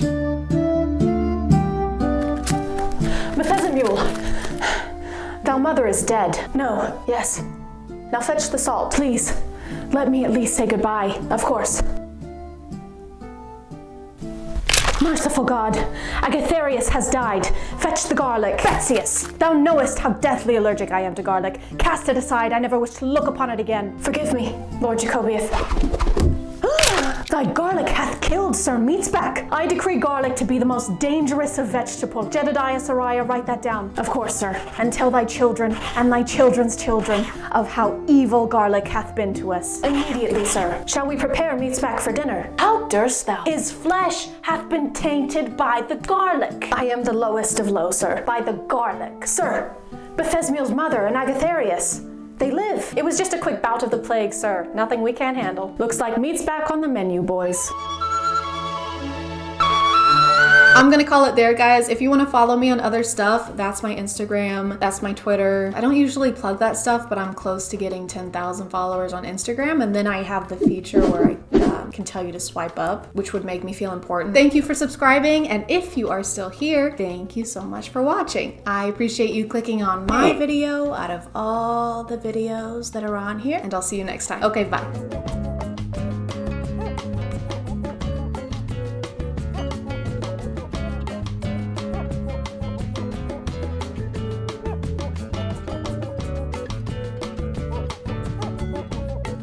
Hey guys, and welcome back to My name is ChadChad. Today I'm gonna be watching the After series because I hate myself and you guys told me to do it. Thanks guys, really appreciate it. I think that I watched one YouTube video on the first one, which came out in 2019, and now in 2021, 3 years later, there's already 2 more, which is an exponential rate for movies to be produced. I don't know who's behind that. Just a quick recap of what I know about this series from just like hearsay. Number 1, it was based on a Wattpad story, kind of like The Kissing Booth, which was incredible, as we all know. Number 2, it was based, or was supposed to be, a Harry Styles fanfic. Number 3, it's terrible. Number 4, it's terrible. I want to watch the whole series, but I can't sit here and watch 3 movies in a row while I'm filming. I will be here for like 12 hours. So we're just gonna start with the first one and see how it goes. Good luck to me, pray for me, or if you're not religious, you can Venmo me, I guess. Hey guys, just a quick disclaimer. That was a joke. There is no ChadChad Venmo account, so if you see one, please don't send them money. I'm doing fine actually, because this video is sponsored by Confessions of a Rebel. This is a new niche brand dedicated to celebrating the rebelliousness in all of us by creating fragrances that excite and inspire. Confessions of a Rebel's mission is to defy categorization and gender binaries in the fragrance industry while helping everyone to find their signature scent, because everyone deserves to smell amazing. Responsible sourcing is also essential, and Confessions of a Rebel goes straight to the source for their ingredients and works with the best and brightest small batch farmers. All fragrances are vegan and cruelty-free. I received Let's Be Real, this conditioning body wash, Get a Room, and samples of About Last Night, Love High, and Almost Single. My favorite is Let's Be Real. This one smells amazing and has a bouquet of orange zest, lavender, and orange blossom, then some vanilla bean and cashmere woods to ground it a little bit. This conditioning body wash, Get a Room, smells incredible, and I've used it so many times since receiving it. It has a fruit-based smell with apple and mandarin and makes my skin feel super soft. Most of the ones I received are more fruity scents, like Love High, which has notes of jasmine, apple, peach nectar, and orange flower. But if you want something warmer with less fruity elements, Almost Single has some spice fueled by cardamom and black pepper with some deeper hints of sandalwood and rosemary. If you want to check out Confessions of a Rebel, be sure to use my code CHAD to get 20% off your Confessions of a Rebel fragrance so that you can act now, confess later. Thank you to today's sponsor, and let's get back to the video. Okay, so we're walking naked in the woods. That doesn't usually end well, biblically. There are moments in our lives that seem to define us. What to be your spirit guide. We can get you into all the best places, even without a fake. No problem. You're just gonna dive into that while our mom's still standing in the doorway. Yeah, we can get into any club we want. We have really good fake IDs. Also, we do drugs every hour, and each of us has an STD. It's gonna be great. What's with all the old books? Who brings books to college? Crazy Tessa, bringing books to school where you read books and talk about books and write essays on books. He's a fucking nerd. The bookish vibe. I like that. The bookish vibe? The bookish vibe. Oh. Sorry. After you. No, honestly, I insist. Honestly, No, my mother raised me to be. If this isn't going to be a reoccurring character in the rest of this movie, this entire interaction was the most pointless thing I've seen in my entire life. Go ahead. Oh no, you go ahead. I insist. No, please. My mother raised me to make everything as awkward as humanly possible in these situations. Okay, please. Go ahead. Isn't this scene in the preview? I'm gonna hate this. Great Gatsby. It's a good book. Hate to spoil it, but it was all a dream. The Great Gatsby, huh? Surprised a girl like you knows about this book. It's pretty underground. Not a lot of people know this, but it was actually based on a movie starring Leonardo DiCaprio. Is that supposed to imply that she's getting feelings for him already? Like they've had enough interactions for her to be falling for this dude? I also love when a guy mansplains the ending of one of the most popular books in the world to me. It really gets my gears going. You're going. Aren't we so glad that there's always conveniently a character like this who's there to pull the shy main character out of their shell? If it weren't for them, there would be no movie. And what a tragedy that would be. So, guys, truth or dare? I dare you to make out with Hart. No. Ew. Where are you right now? It's really loud. Okay, so you go to college and now you drink. That's really great, Tessa. Okay, Noah, where is this what? This relationship seems really solid. I think that they have a lot of trust. Ooh, he also has books. I bet he's not as materialistic and shallow as he seems to be. He has depth, and I bet he has a soft spot only for her. Whatever our souls are made of, his and mine are the same. Guys, I don't think I can do this. I already want to die at how deep their relationship is because they both read books. I know that their faces are so close together because it's supposed to be building and showing us the tension, but I don't feel it. The only tension I feel is between me and turning this movie off. I know you're not gonna kiss, so just hurry it the fuck up. Pull away last second. Wait. There we go. Off, Noah. Your mom said you shouldn't be partying with that roommate. Hey, Noah, aka mom number 2. No one asks you, Noah. You shop at the Gap. I got it from the Gap. Glad I'm not the only freshman in this class. Okay, I'm team Landon, you guys. F Noah, f Hardin. I'm team Landon. They're both freshmen, and he's not a total prick. I want to show you something. I think that it's better if we keep our distance. Something tells me that she's gonna go. It's always a good idea to get into cars with people you barely know, especially when they're mean to you. Oh, and he's taking her to the woods. Tessa, he's taking you to woods. Can I ask you something? No. Can I show you something? No. This scene has been going on for years and nothing is happening. Oh my God, end it. End this scene. So how about we play a game of Second Blow? Does this character just exist to like bring up games to play? Him and Hardin live together because their parents are dating, so he's gonna call her. You need to come over. Stat. Hardin is upset because you touched elbows with some dude at a campsite and you have a boyfriend even though he doesn't want to date you. Get over here. Oh, and also he breaks things when he's angry. He's husband material. I'm a mess. I think that we're both a mess. You are like the epitome of not mess. I mean, aside from being attracted to super toxic people and cheating on her boyfriend. You know what? Never mind.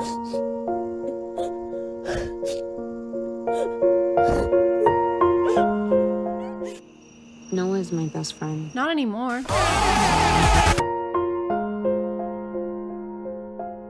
If I leave now, you're cut off. So she's cutting her off because she kissed a boy that wasn't Noah. Is the mom in love with Noah?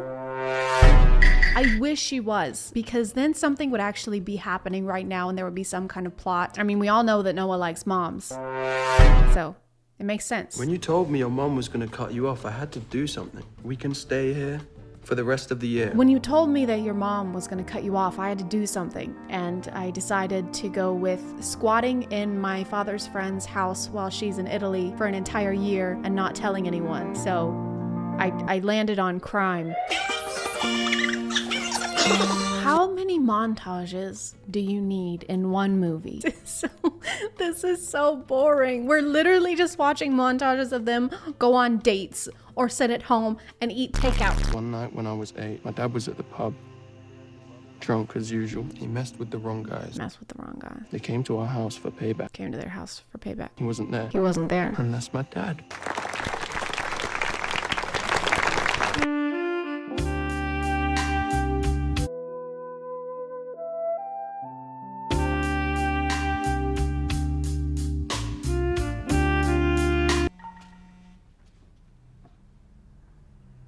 I need to go. What? Now?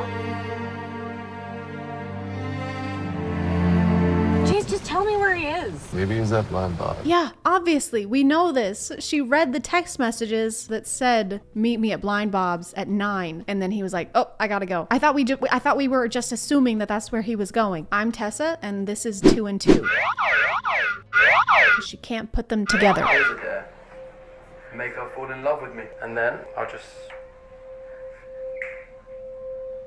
turn it off. So it's way worse than I thought. His friends didn't dare him. He dared himself. So does that mean then that he broke her and Noah up on purpose? And as a result, made her lose her financial support while she's going to college? Very wholesome. Definitely someone that you should stay in a relationship with for 2 whole more movies. It's another sad montage. Do you want to be in a sad montage? Do you want to be in a sad montage too? Right here. There you go. Okay, look up here. Look up there. Beautiful. You did amazing. You were made for the camera. Tessa and Hardin aren't talking, obviously, so we just get another sad montage of the 2 of them separately, but thinking back on the times that they had together, which even though we just saw all those moments in the movie and they were painful and boring back then, we have to watch them a second time in the form of a sad montage, just in case we missed it the first time. Miss Young, this is what Hardin turned in. I think it was actually written more for you than it was for me. I just know that this letter is gonna be super cliche and make me wanna rip my face off. Let me try and guess what kind of essay Hardin would write with Tessa in mind, okay? I think it would start with Tessa. That's it. It just says Tessa in Times New Roman font. And the teacher was like, this is an astounding statement on the solidarity of the human mind and how it can so easily become fixated on Tessa. A+. I like how she only hangs out with Landon whenever she and Hardin are not currently speaking. I think it's really cool and fair how they are only friends when it benefits Tessa. You once asked who I loved most in this world. And it's still me. But you come in at a close second. The plot is just how they aren't having sex, and then they are having sex, and then they go back to not having sex, and then these little scenes are sprinkled in between where they talk to meaningless characters about how they are or are not having sex. After my ass. So let me know in the comments if you want to see the next one, but I'm gonna call it there. Thank you for subscribing, and if you are still here, thank you so much for watching. I appreciate you clicking on my video out of all the videos that are on here, and I'll see you next time. Okay, bye.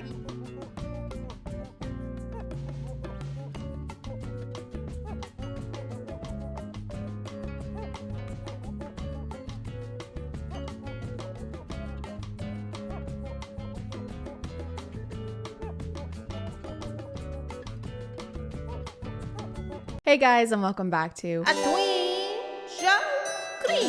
My name is ChadChad. Not really. And teachers have been up to some stuff recently. Some have been up to some really, really bad stuff, and then others have just been up to some stuff that's making people angry on TikTok. Hey, could you please put your phone away? I've already asked you once. Not that that's necessarily a difficult thing to do. I've never had a teacher. Technically, I've never been into a school other than college. It's because I was so brilliant and smart and incredible that I didn't have to. I just popped out of the womb and went straight to college. I wasn't homeschooled. Just remember that I have no experience with having a high school teacher other than my mom, and that was a lot of fun because if I ever pissed my teacher off, the passive aggressiveness didn't stop after the bell rang. I didn't have homework, but if I failed a math test, I wouldn't get to stay on the health insurance plan, so.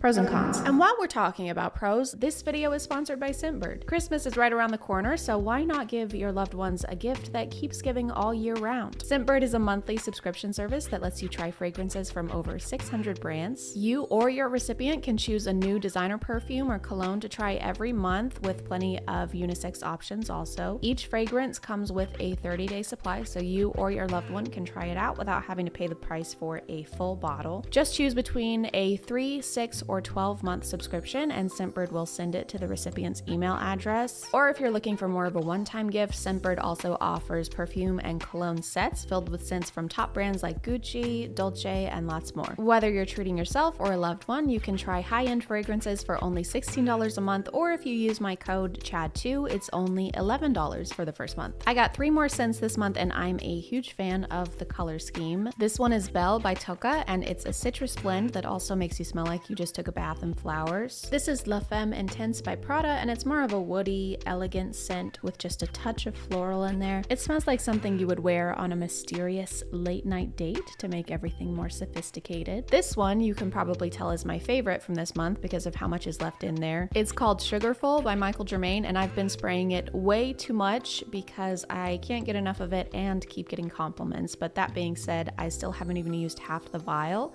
so there's plenty of product in these. Scentbird vials are actually 8 times bigger than regular samples you would get at the store. This one smells sweet, like a mix of strawberry and cotton candy, but also has some sandalwood to balance it all out. This is definitely my favorite, and I'll actually be buying the full bottle of Sugarful because it's amazing. Scentbird is a flexible subscription, so if you need to skip a month or anything, there are no penalties. Plus, they are now available in Canada too, so if you want to try Scentbird out, be sure to use code CHAD2 to get 30% off your first month. Thank you to Scentbird for sponsoring today, and let's get back to the video. This teacher's account has had a lot of viral TikToks this week. You might have seen them. I've seen at least 3, plus stitches and duets.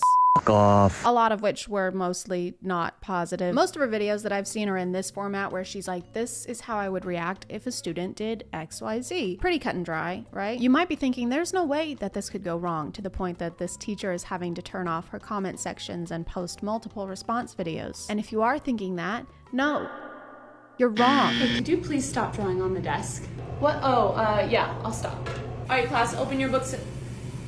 Hey, didn't I just ask you to stop drawing on your desk? Here, use these, clean it up. What? Fine. So the student won't stop drawing on the desk, and she's annoyed by it, which makes sense. I mean, schools usually want to keep their property clean, I would assume, but the comments seem to have a different opinion. It comes off, just let them draw. Or let them draw, then have them clean it after. There are a lot of people saying that this is ridiculous and she should leave them alone because drawing on the desk helps with anxiety. I guess I could maybe see both sides to this. On the one hand, if it's just like an absent-minded scribble, if it's a pencil you're using and it comes off using these wipes, it doesn't seem like that big a deal. Unless what you're drawing isn't school appropriate. What are you drawing, Johnny? This? Oh, it's actually a massive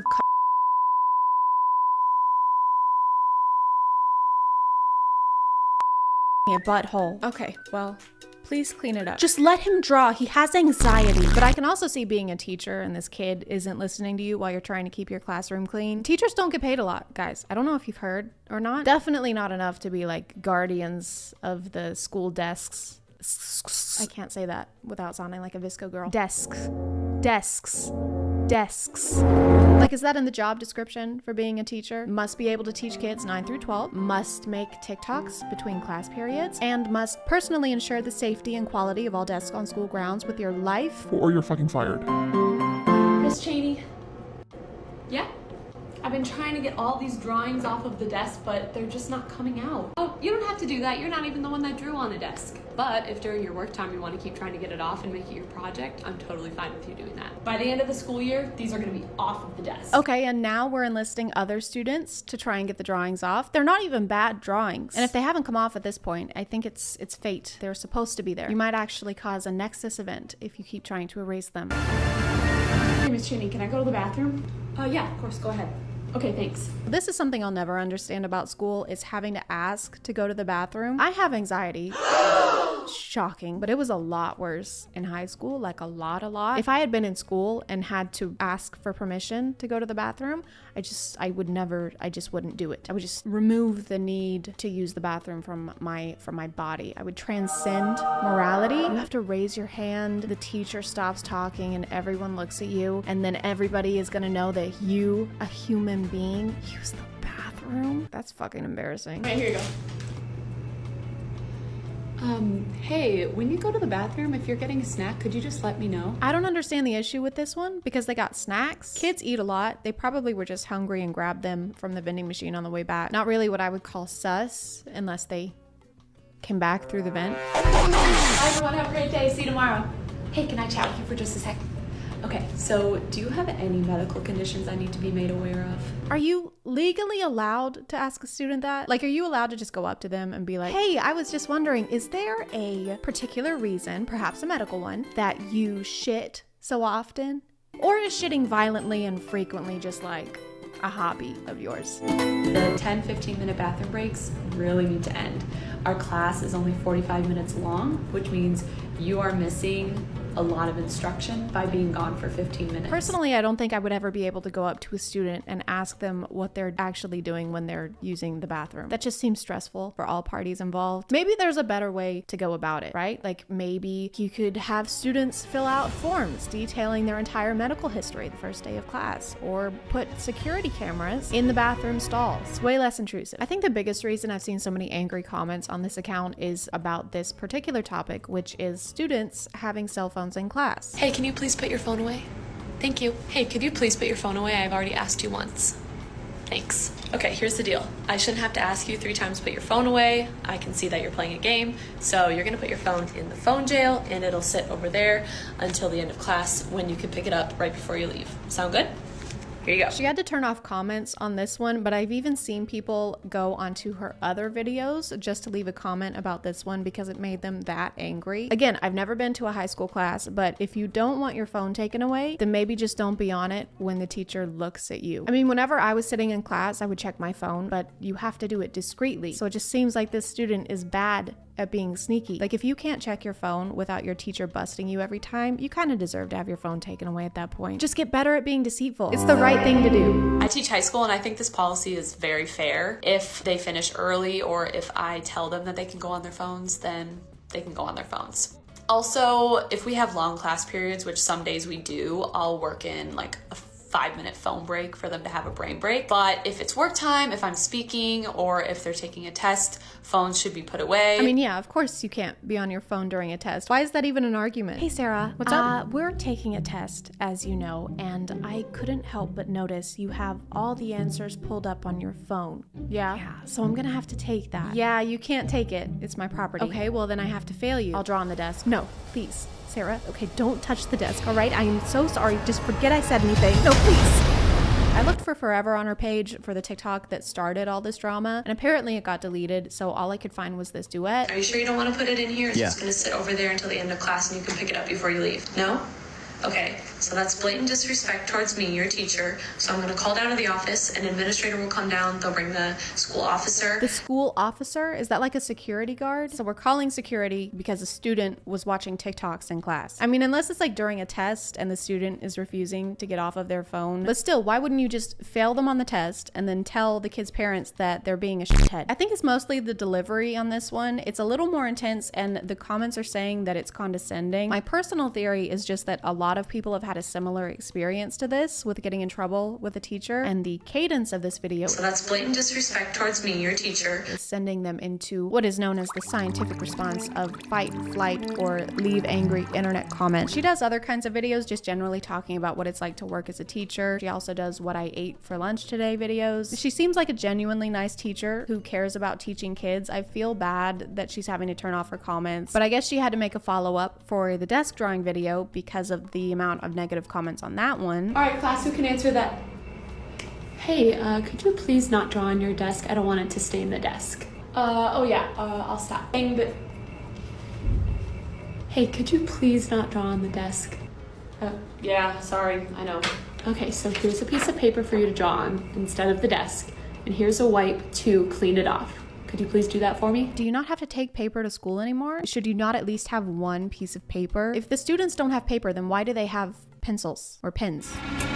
Doesn't add up. To combat the desk drawing, she might have to start collecting pens and pencils like she does cell phones before class. Hey, Sarah. Oh, hey, Teach. I couldn't help but notice that you've been using your pencil a lot during class, the pencil. So I'm just gonna have to ask that you put it in the pencil jail. No, put it in here. okay. It's just gonna sit over there until the end of class. It'll be waiting for you. I think I'm good. Okay, so that's blatant disrespect towards me, your teacher. I'm gonna have to contact the FBI and saw off 2 of your limbs with this rusty machete. As always, y'all can let me know what you think in the comments, but I'm gonna call it there. Also, if you're interested in Scentbird, be sure to use the link in my description or the code CHAD2. It does help out the channel. Plus, you get a discount off of your first month. And if you are still here, thank you so much for watching. I appreciate you clicking on my video out of all the videos that are on here, and I'll see you next time. Okay, bye.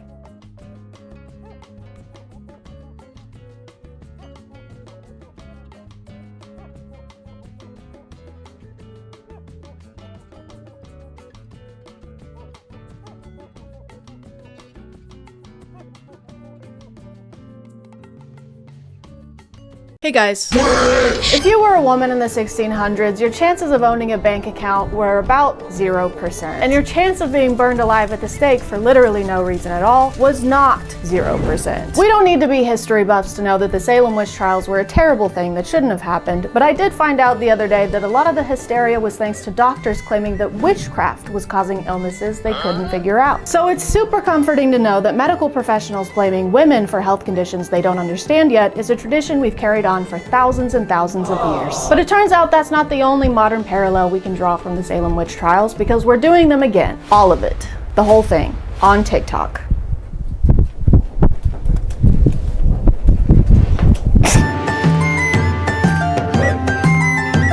We may not be putting people on legal trial for witchcraft anymore, but that's not going to stop the internet from throwing allegations around. Makeup is witchcraft. I said what I said. Anytime you have to start trying to cover up and reconstruct your face with different powders and blushes and... She's wearing lip gloss as she says this, by the way. Lips don't shine like that on their own, by the way. She also keeps mentioning Transformers in this video. We got the men, you know, these Transformers, they out here looking more feminine than the women. And I don't really know why. Like, what does putting on a little mascara have to do with the battle between Autobots and the Decepticons? I like how we constantly hear variations of this on how makeup shouldn't be allowed because it changes our appearance too much. You don't look like that for real. With the makeup on and with the makeup off, you look like 2 completely different people. You're transforming. It's witchcraft. Like, okay, since when is changing how something looks a bad thing? Does she also hate it when people paint a room? Whatever you do not renovate your bathroom around this lady. She's gonna freak the fuck out. A lot of these videos frame witches as being this kind of secret agent whose mission is to infiltrate the church. Okay, this is gonna sound crazy to some of you, but it needs to be said because it's real. Why did she slap us like that? What did we do? Does she think we're witches?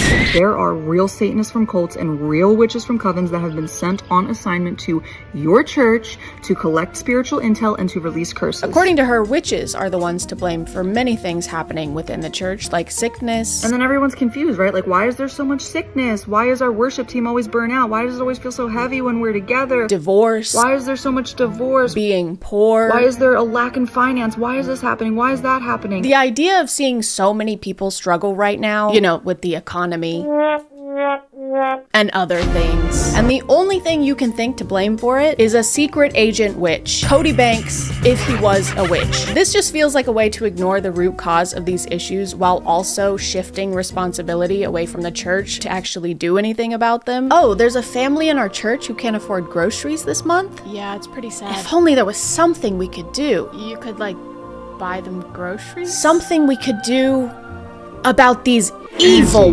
witches. She also lets us know that witches are sometimes sent after specific people. There was a witch that was sent on assignment against me. She saw my testimony. She got smacked by the glory of God. She repented, turned from her cult, and was born again. Hallelujah. Kind of like a hitman. But so far, the only hits have come from her. So I think her implication is that the witches are sent to find Christians and convert them over to their side, which is terrible. How dare they invade someone else's space and then try and force their beliefs onto people? What a horrible and never been done done before thing to do. But a not horrible thing to do would be to talk about today's sponsor. This video is sponsored by Bombas. Guys, summer is almost here, and while many people are working on their summer bodies, not many are working on their summer feetsies. And that's just as important. But you can make sure your feet are summer ready with a little help from Bombas. Bombas is a comfort-focused brand that's got all your basics covered, like socks, slippers, underwear, and even shoes. Their Friday sandals are built to go wherever you go, whether that's grocery shopping or doing parkour in the street. Please do not do parkour in the street. They're made with comfy, waterproof materials, and thanks to the cupped footbed and dual strap design, they're not going anywhere. Except for the cool zone, or in cool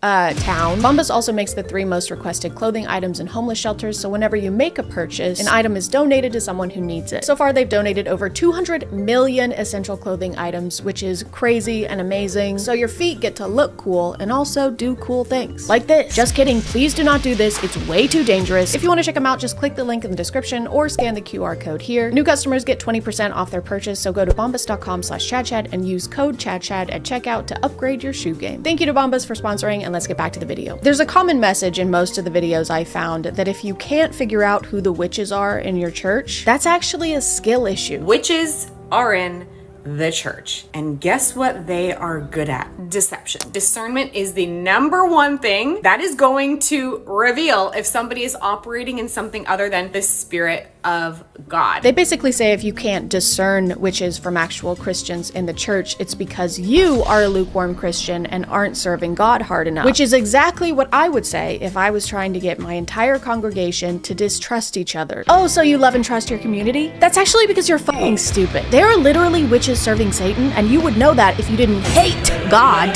The word discernment is used a lot in these. It's even considered a spiritual gift. Now, if you have the Holy Spirit, you get to have all the spiritual gifts that are outlined in the Bible. The spiritual gift of discernment, which many Christians in the lukewarm church or the American church today lack in. One that you don't get to have if you're a lukewarm Christian. So you better wear a jacket. Prayer, of course, is another good method to keep the witches at bay. We also should be, as the church, operating in prayer, corporate prayer. A house that is not built on prayer is honestly set up for failure in one form or another. Probably why prayer is so attacked. I've heard people say this before, that prayer is under attack, and it makes praying sound very action-packed, which is kind of the opposite of what prayer is. And we now lay her to rest in your eternal kingdom. Amen. Who threw that? Me. Witch. Everyone, I'm discerning that this woman is a witch sent to attack this funeral. Well, I also know how to discern. Break discern on the ground. Discern this. Apparently you don't even have to be a witch to be practicing witchcraft. Now, sometimes people aren't actively participating in witchcraft and going to church and trying to do all these things. Sometimes they're operating in manipulation and control, which is still witchcraft at its lowest, simplest form. Is control and manipulation. Hang on a second. Are you telling me my ex-husband was a witch? No wonder he was always flying off the handle. The broom handle?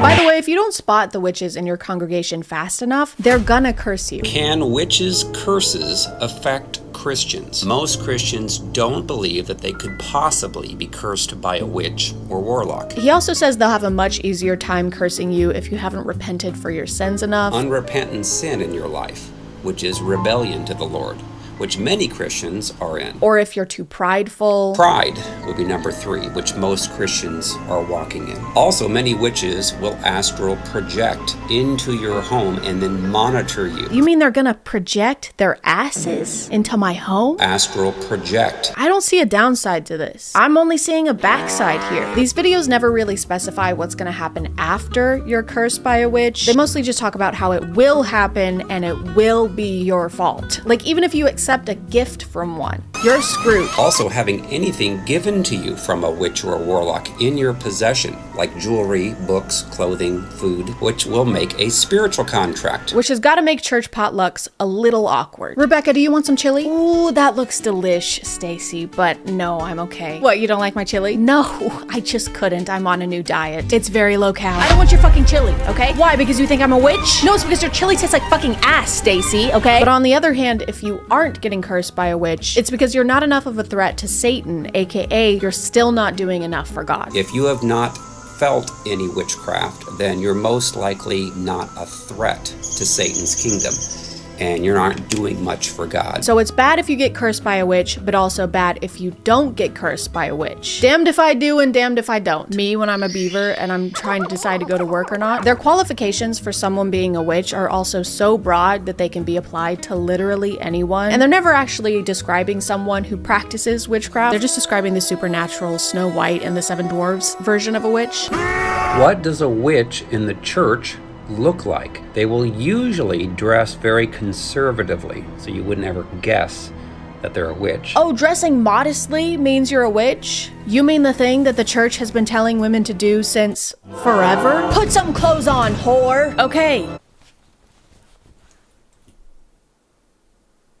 Take some clothes off, you witch! Okay. Does this mean that the Duggars are witches? Is that why they had so many kids? So they can Hansel and Gretel them? That's why they've always got the kids cleaning the kitchen, so they can trap them in the oven, like the Visit. Extremely good at acting godly, give you words from God. They want to put their hands on you in prayer. Their laugh can sound like a cackle. So if someone dresses modestly, or appears to be a good and godly Christian, or just has a kind of funny laugh, that means that they're a witch? You just incriminated about 95% of any congregation. You just described Seth Rogen. Seth Rogen is a witch now. This is what I mean, dude. Whenever they're describing the big, bad, scary witches, they're actually just describing regular people that we encounter every single day. These witches are using biblical language. I just came across this lady on TikTok, and gorgeous, so pretty.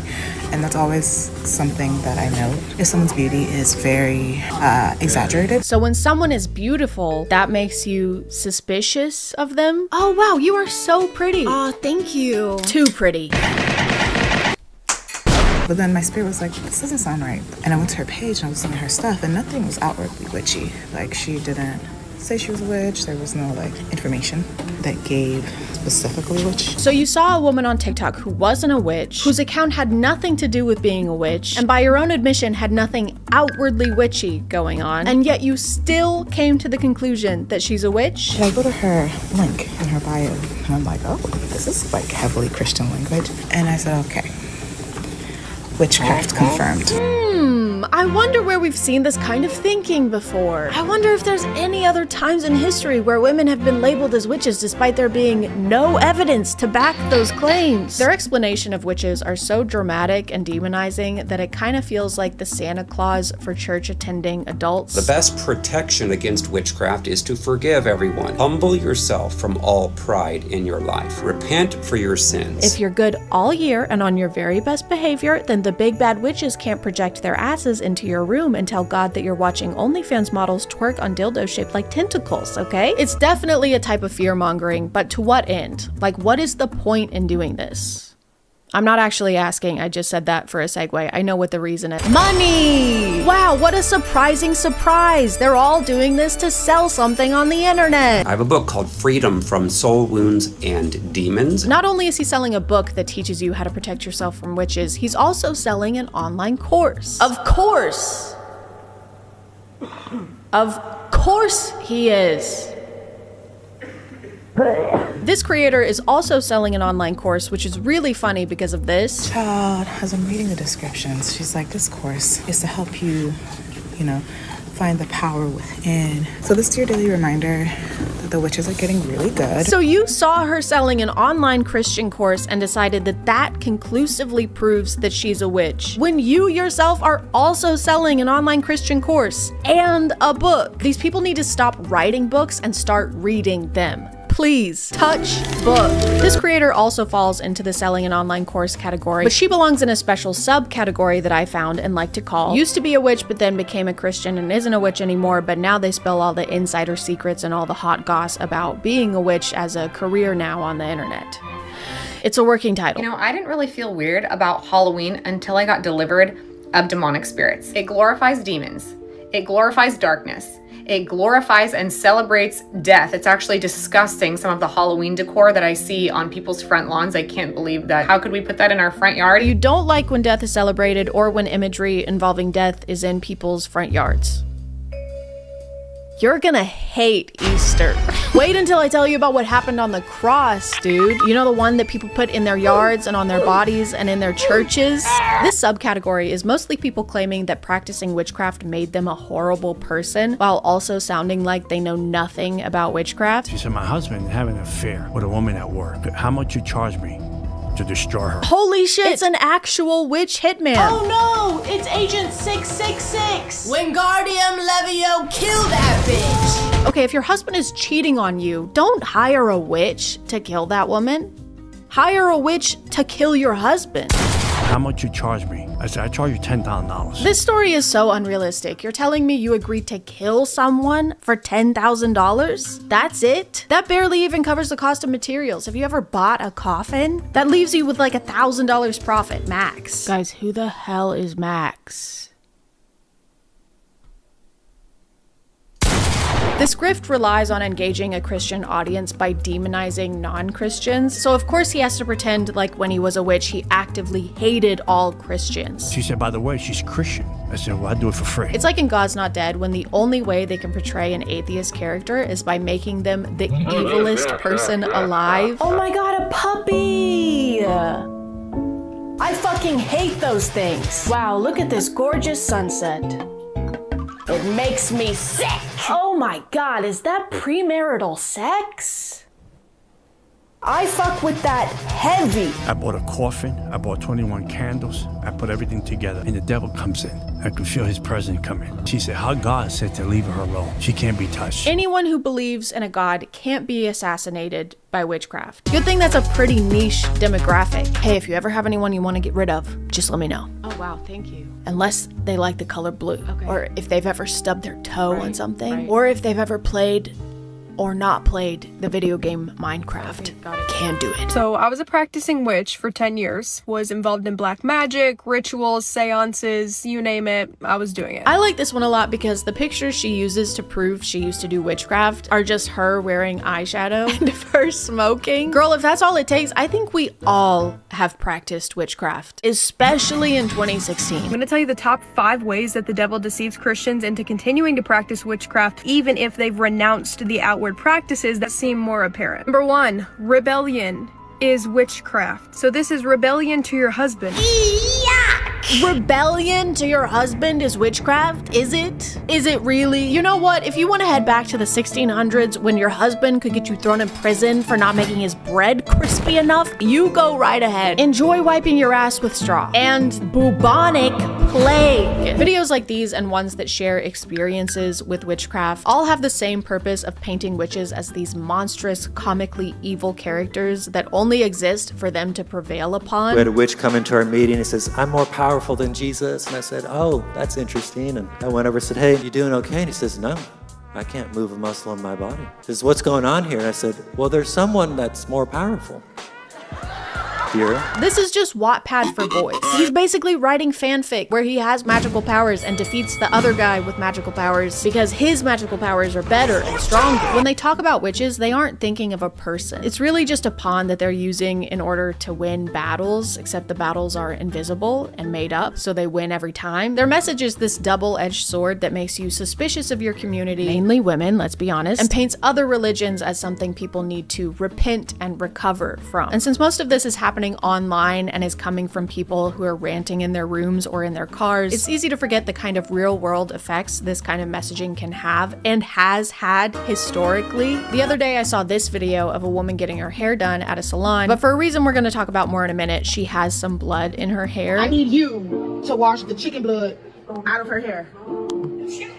Wait, why do you have chicken blood in your hair though? Which is not something that I would personally want to wash out of someone's hair if I was a hairdresser. But these are her friends, they're her regular hairdressers, and they did. They show her transformation at the end, and she looks amazing. Her new hair is clearly giving her a confidence boost because she's smiling and she's glowing. So imagine my confusion when I looked in the comments and saw this. In the name of Jesus, I rebuke any negative energy from this video. Witchcraft is real! That was a destiny swap spell for sure. That was 100% a fate swap. She took someone else's life to better hers. I don't know witchcraft, but I know Jesus, and that isn't right. Nobody's talking about how she looks so drained in the beginning of the video, but at the end, she's literally refreshed. You mean like how people go and get their hair done, and then afterwards they look refreshed because they just got their hair done? Let me not start talking about the pasta ritual that some women do. I don't know what that means. Is that like when you go to Olive Garden and you eat the Alfredo tortellini dish and it's really, really yummy? I like that ritual. That's a good ritual. People on TikTok immediately started labeling her as a witch, saying that this was some kind of witchcraft where she was trying to swap fates with someone. That bitch is a witch. That's witchcraft. That's evil as fuck. But worst of all, claiming that she had cast a spell here that caused the death of her friend's child. The stylist who washed the chicken blood out of her hair, her baby girl passed away not long after that. That is how dangerous this is. That is how immoral and evil this stuff is. This video is what inspired me to talk about this because unlike the other ones I've shown, this was directed at an actual person. This was a literal modern day witch hunt. She's gonna pay for that. The woman who done that is gonna pay for that. In reality, this woman practices Santeria, which is a religion that started in Afro-Cuban communities. She made a comment explaining this and that the blood was there as part of a protection ritual she was doing for herself because she was about to go on a trip, which has now been deleted because people were harassing her and accusing her of causing the death of one of her loved ones. And on that day, all I got was a hair rogation. A hair rogation is completely harmless. It's just a head cleansing for like protection. And an animal of choice wasn't even a chicken. I'm not evil, I'm not no demon. I'm not out here trying to get nobody's soul. I'm not sacrificing anything. This is extremely demonic. Girl, why is everyone acting like they've never seen blood used in any religion? It's literally used routinely in Christianity. Her daughter died the next day. It wasn't the next day, it was months later. This is like saying, oh, I went to church on Sunday and then on Monday, my husband died in a car crash. Clearly it was going to church that made my husband die in a car crash. But still people were commenting stuff like, okay, yeah, it may be part of her religion, but I don't care, there was blood involved. And so if there's blood involved, that makes it bad and scary. And all I have to say to that is, are you fucking dumb? Are you fucking dumb? Are you fucking dumb? Are you fucking dumb? Are you fucking dumb? Are you fucking dumb? Are you fucking dumb? This is full-blown demonic, and it is not of God. It's not of your God. And you always got to pray. Guess what praying is?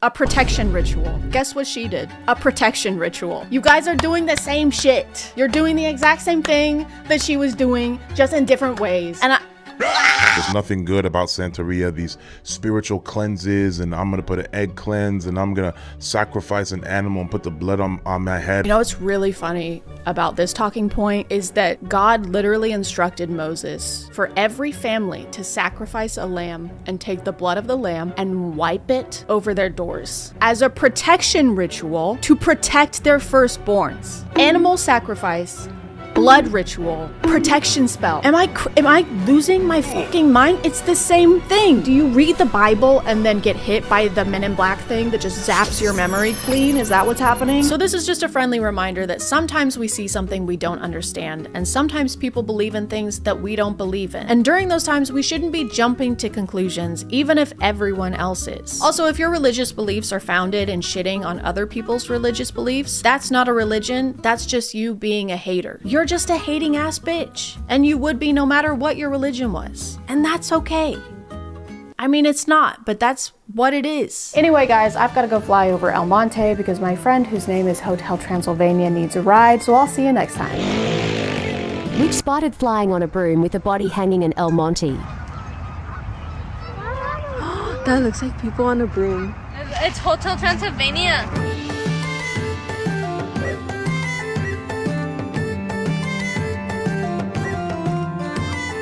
Hey guys, and welcome back to My name is ChadChad. Not really. And I know that I just made a video on the epidemic of alpha podcasts, but they're getting stronger.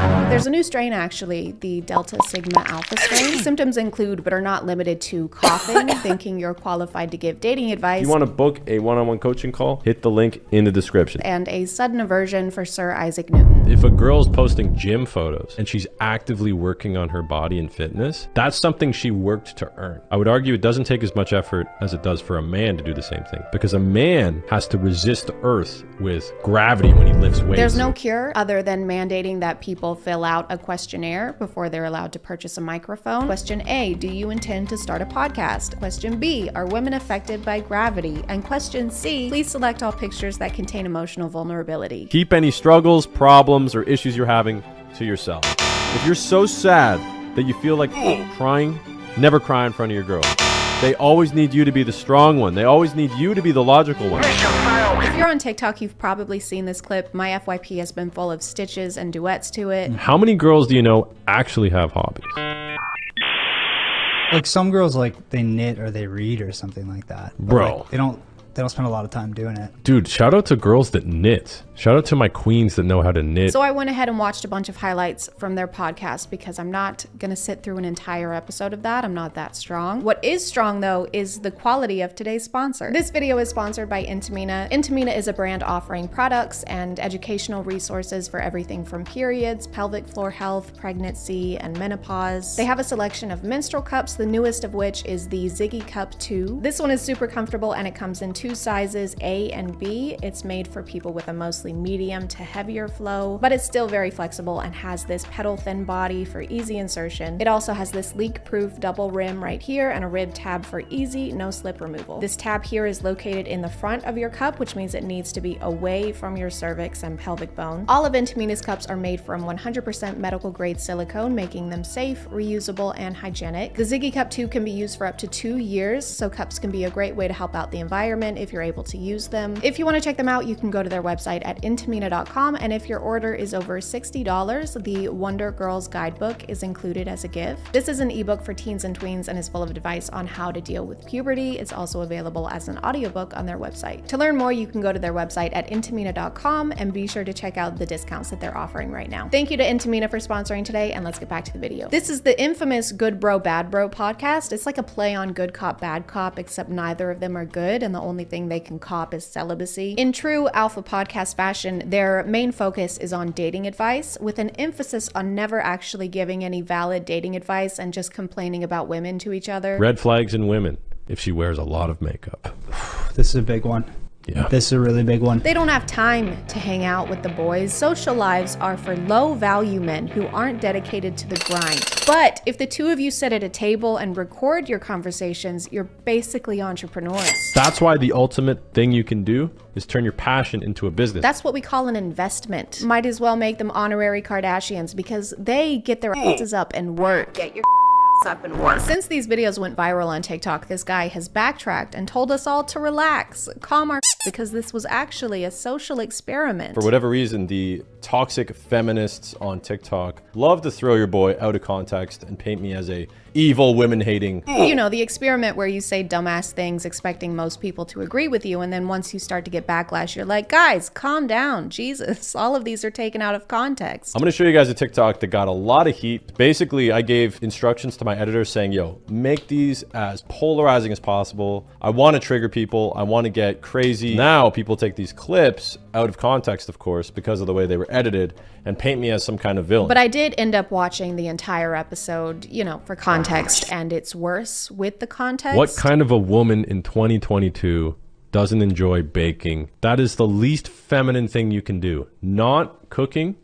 I mean, are you even a woman? But maybe him saying that this was a social experiment is the real social experiment, and he has us lapping at those drip water dispenser things because we're all just his guinea pigs. If a girl on TikTok says it's, you know, patriarchy that a man, and tell him to shut the fuck up. Women need to cook and clean. But who am I to question the inner workings of an alpha's mind, especially one with such ingenuity and a necklace made of ammo? So I will only be showing the clips taken directly from the podcast rather than from their TikTok page, just so that we have that context that we need. Like, what are your hobbies? Oh, I listen to music. I like to travel. You like to travel, eh? Who the f doesn't like to travel? Yeah. Come on. I like going to the beach too. Wow. You're right. I don't know a single woman who has a hobby. They're like Baymax, and they have a charging port. Whenever not in the presence of a man, they go into sleep mode and only wake up when you wave a Starbucks Frappuccino under their nose. Makeup is a hobby, but probably not according to our scientists. Content creation is a hobby. Fashion is a hobby. But I guess when you think the only hobbies that count are watching sports and doing keg stands, then yes, I guess women don't have hobbies. Okay, so let's break that down. Lipstick, Right. mascara, eyeline. So here's the thing with nails. I recently learned this. Girls will pay to have the nails shaped perfectly. It really seems like they've never had a conversation with a woman that they weren't trying to date or sleep with. Probably not even their own mother. So what does your mom like to do? Oh, she's a lawyer. No, I mean like what does she like to do in her free time? Oh, cook me dinner, do my laundry. Aren't you in college? Kiss my boo-boos. You're a senior. Kiss my ouchie whittle boo-boos. It's really important in alpha podcasts, alpha social experiments, to have more than one alpha, because you have to have the one doing all the talking, you know, spewing all the nonsense, and then you have to have the other one for the sole purpose of sitting there and going, Yeah, right, it's true. Who? No. Yeah, that's a fact. Yeah, that's true. Right? Yeah, right. And that doesn't mean that one is more important than the other, okay? They both have equally valuable roles to play. It is a major red flag when a girl frequently posts photos on Instagram with the sole purpose being for male attention. Swimsuit photos, body photos, selfies. You mean pictures like this? This is about 50% of your skin. I'd say that's pretty revealing. If you're posting a photo for yourself, then the photo's never posted. If I take a photo for myself, that photo doesn't get posted online. Did you post this for yourself or was this for the boys? You know that angle too, where they're on the angle? Sorry, ladies, but this is the only acceptable pose. If your elbows touch your sides, you're a slut. They go on a rant about how much money women waste on cosmetics, like their hair or makeup. And Minion actually explains to us how women get their nails done. Some girls, bro, I saw a video on TikTok. This is mind-blowing stuff. They have a fake nail, and they shove it under like the cuticle of their nail, like a ½ inch deep under their fucking skin. And this was a running joke on TikTok for a while, where people would take the fake nails and stick them into the hands that nail techs will practice with. They're shoving like plastic under their freaking skin. But you totally got us. We undergo saw levels of torture just to have pretty nails. Do you want to play a game? No. You must choose the coffin. No, not a coffin. The stiletto. No, not a knife. Or the almond. Like the nut? I have acrylic or gel. Why would you wear makeup when you could get your body looking nice and tight, right? The tissues with like makeup on it, that like the garbage cans like overflowing, there's some on the ground, like Q-tips on the ground. Shout out to the environment getting nuked by girls wiping their makeup off every day. Damn, dude. Did makeup like murder and eat his entire family? I've never seen someone get so upset over eyeliner. If she wants to conceal a pimple, red flag. If she single-handedly destroys the environment by using makeup wipes, red flag. If she takes a piece of fabric and that piece of fabric is rectangular and that rectangular piece of fabric is red, that's a red flag. Looking at this guy's Instagram account, it seems like he's tried almost every type of content at some point to try and get some sort of internet clout. Street interviews, dating coach / pickup artist, and my personal favorite, pranks. Of course, pranks. We're gonna be in here somehow. What's your name? Ishika. Ishika. Holy shit. That's a wild name. Do you like Big Macs? I would definitely buy you a Big Mac, Ishika. Thanks. Okay, thanks. Yeah. I gotta go meet some buddies, but yeah, you can take my number. Okay. Hey, what's your name? It's a dumbass name. Do you like McDonald's? Anyway, you can take my number, because you're a lucky gal with a f***ed up name. Okay, yeah, gotta get the phone out. Okay.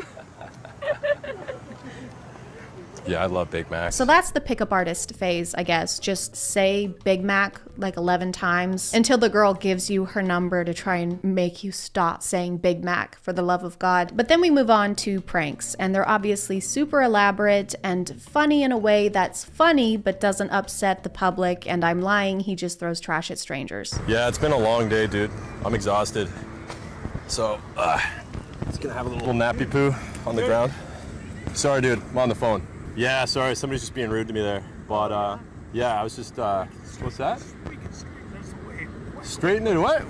What's wrong, man? What's going on?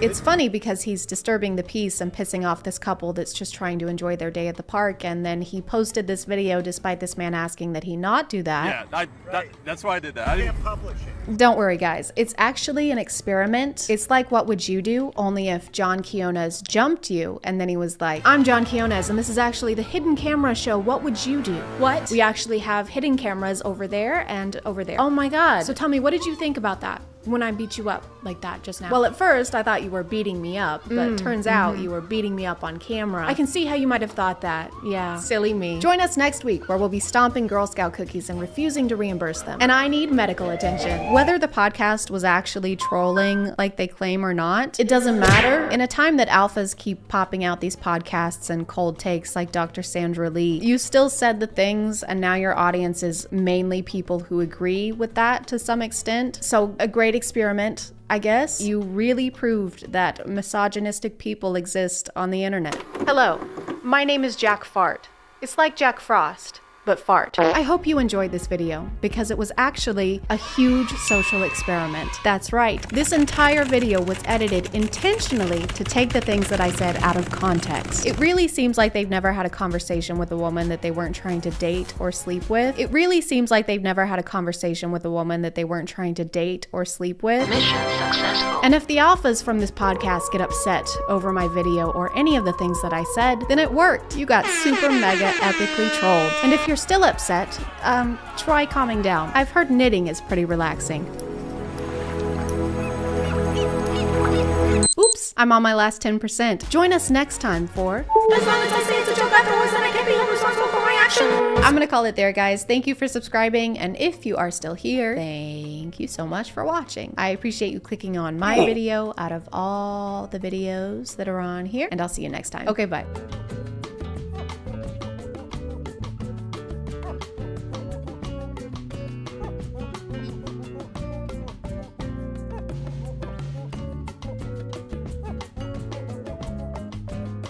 Hey guys, and welcome back to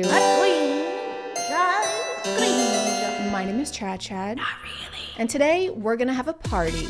Not that kind of party, but don't worry, it'll still be a blast because instead of dancing or having fun, we're going to find out whether we're a fish he or a fish her.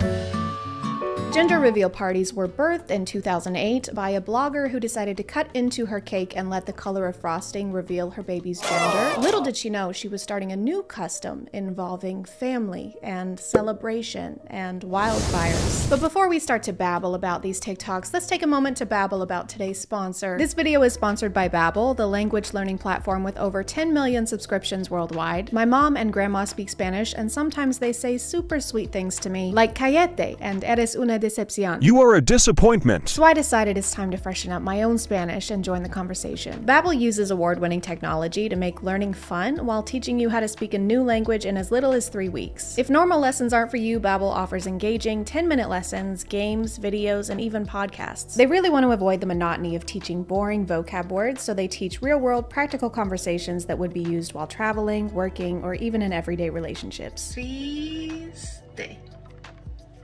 Estoy un poco triste. Or you can just learn a second language so that you can tell people you learned a second language and they think that you're cooler than them. Which you would be. If you want to check them out, just click the link in my description and get 65% off of your subscription. Thank you to Babbel for sponsoring today, and let's get back to the video.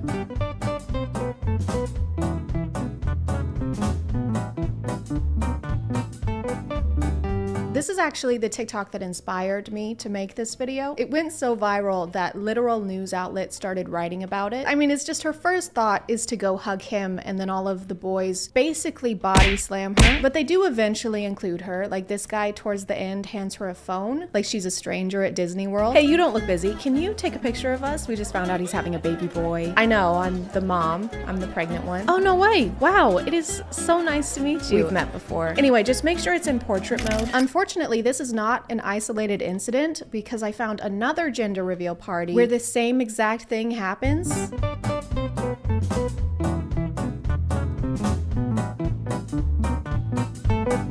Even down to the same wardrobe. Everyone's sporting this fashion combo with the hat and the sunglasses that look like you're about to get your teeth whitened. So this is just a thing that happens regularly, I guess, where you forget about and exclude the person who's doing like 99.9% of the work. I didn't know that having a gender reveal party was so life-threatening. Do you think the invitations specify that the dress code is like combat casual? Just wear something that looks cute, but can also protect your ribs from potential trauma. And don't forget your insurance card. card that's unrelated, but don't forget it. At least they have the good sense to have the mom throw the ball toward them from a distance. Otherwise, we'd have a real Thunderdome situation on our hands. Congratulations, you're having a boy. Oh my God, that's great. That's what I was hoping for. Good luck. What do you mean? Wait, no, what? Is that a whole baseball team? But it's apparently pretty common to ignore the mother of your child at these things and just sprint in the opposite direction. The gender will get revealed and the dad just starts running off on his own little side quest.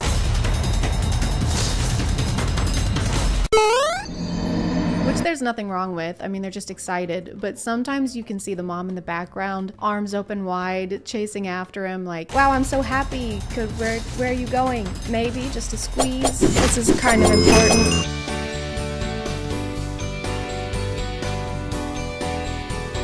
Will the baby have pink blood, or will they be a CBS show starring Tom Selleck? I'm not gonna pretend like this isn't a really creative way of doing this. It doesn't have the potential to cause physical injury to anyone or poison any aquatic life, which I can't say about all of these gender reveal parties. Like in this one, we're using a knife. We are using a knife to pop the balloon and pointing it towards the father in the general vicinity of the human that bleeds. And the baby is crying, obviously, because it just witnessed attempted manslaughter.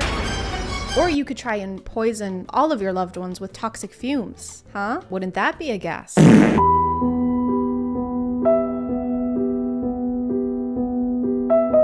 my God, I can't wait to find out what the baby is. Good. Wait, what do you mean? What the fuck? Then there's this one where there's not even an attempt to not litter. You know what, Mommy? I'm a girl. I hope that makes you happy. I always want to make you happy. I think it was planned, actually. They seem to have gone out of their way to ensure that plastic would end up in the river. What if instead of doing this on the grass, where we would have to pick up after ourselves, like peasants, we put it directly in the water, then we don't have to pick it up, and the world ends a little bit faster. It's a win-win. I'm gonna be a parent. Another popular theme is to use as much water as you can and then put it on a plane. As far as I can tell, it seems to be some kind of competition to see how much water you can waste, and you have to log in how many gallons you used each time you have a gender reveal party. And if you win, they show up to your house with a big check and balloons, which you will throw in the ocean, we hope. Or if you're feeling bored, you can simulate a tsunami just to feel something.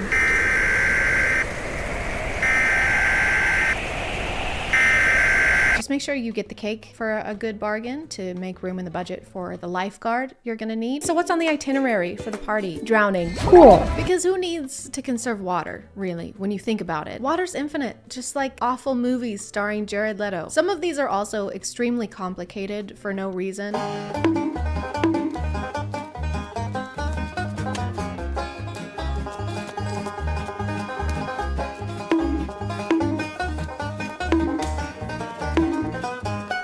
It's like the more steps involved in the reveal, the more gender you get, I guess, just in case you want an extra scoop of gender with your gender. Okay, so you're gonna open that box, okay, and then you're gonna pop each of those balloons individually with a spoon, okay, and then when the balloons, they have legs, start running at 30 miles per hour, which doesn't sound that fast, but Usain Bolt can only do 27.3, and then you're gonna can you just tell me what genitals my kid is gonna have? Or you have others where you build a wall just to demolish it, like an episode of Extreme Makeover in reverse. I know this is probably the dad, but I like to think it's a service you can purchase. Like you can hire a guy on Craigslist just for this purpose. He has to email you a resume detailing his experience in breaking walls. From 2009 to 2012, I personally mediated and oversaw a team of one. Just myself having some pretty bad anger issues. Then 2012 to the present, I have been working as an understudy for the Kool-Aid Man. I guess this one isn't really a problem as long as we don't let him volunteer for Habitat for Humanity. You made me a house? Yes, I did. Thank you so much. This means a lot to me. You're so welcome. Why are you putting on a helmet? I'm sorry. My wife's pregnant. What does that have to do with Cannonball? For this next portion, I want to do a comparative study. I'm not going to say anything. I'm just going to show you 2 videos with 2 different outcomes and 2 different reactions and see if you can pick up on the slight difference in response. Are you ready? Put on your science goggles or you might miss it.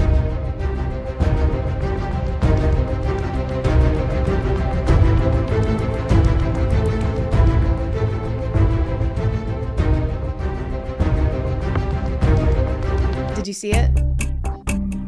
The second one didn't have any fireworks. I think there's a fine line between being a little let down and making your daughter regret being born.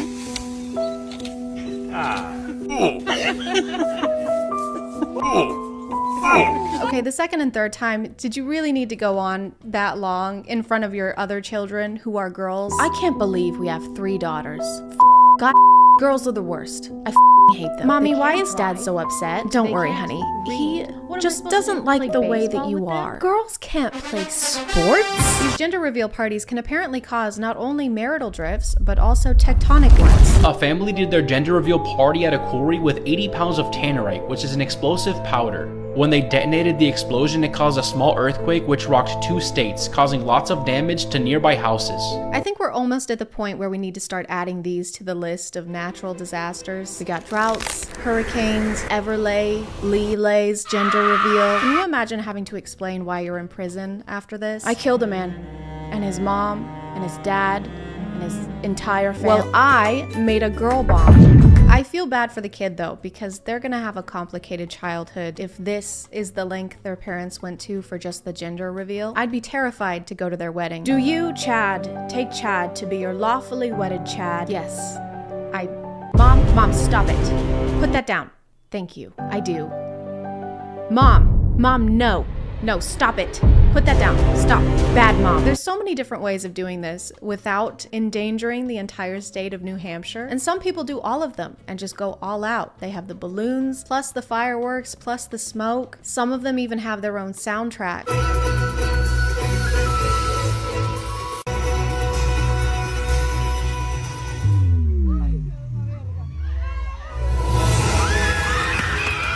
And I honestly admire the setup. It's exciting. I feel like we're watching a movie and approaching the climax. After years of fighting and struggling and breaking walls, we've sacrificed much. Too much, but no more. Because today, everything we've worked for has paid off. And it's finally time to pop the balloon. Everyone do a countdown. 3, 2, 1. Oh my God, it's a pollution. Oh, wow. I had a hunch. I just knew it. I had a feeling. I'm gonna call it there, guys. Thank you for subscribing. And if you are still here, thank you so much for watching. I appreciate you clicking on my video out of all the videos that are on here. And I'll see you next time. Okay, bye.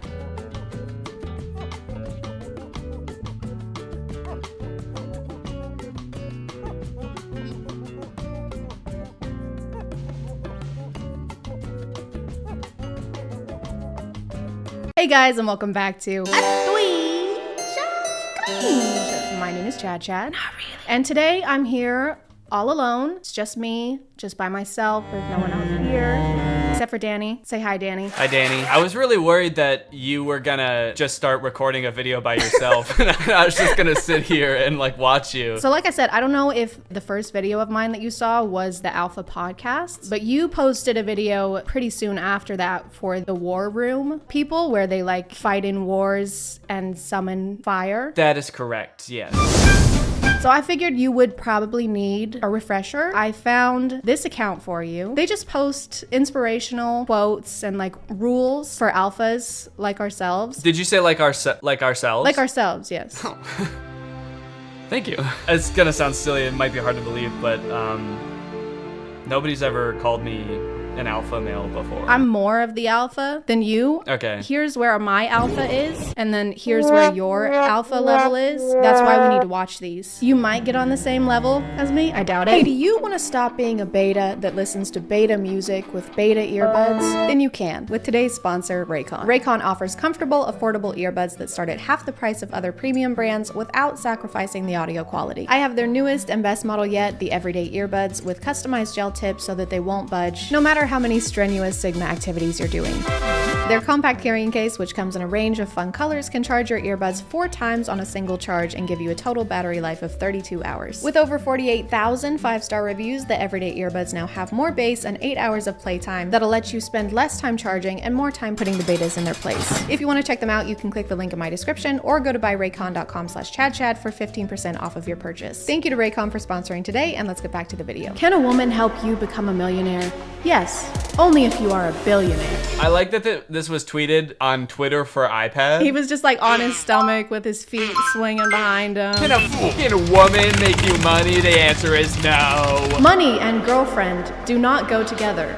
Either you make money or make a girlfriend. Either you make money or you go outside with a shovel, you dig up some dirt and just kind of sculpt it into a female. Just like all night, just bent over the bench with the air dry clay and like the Play-Doh toys where you squeeze it through the top. Just like the hair comes through the holes. Ah, she's beautiful. Listen close, baby girl. I may look like a gentleman, but you don't want to see the beast that lives inside me.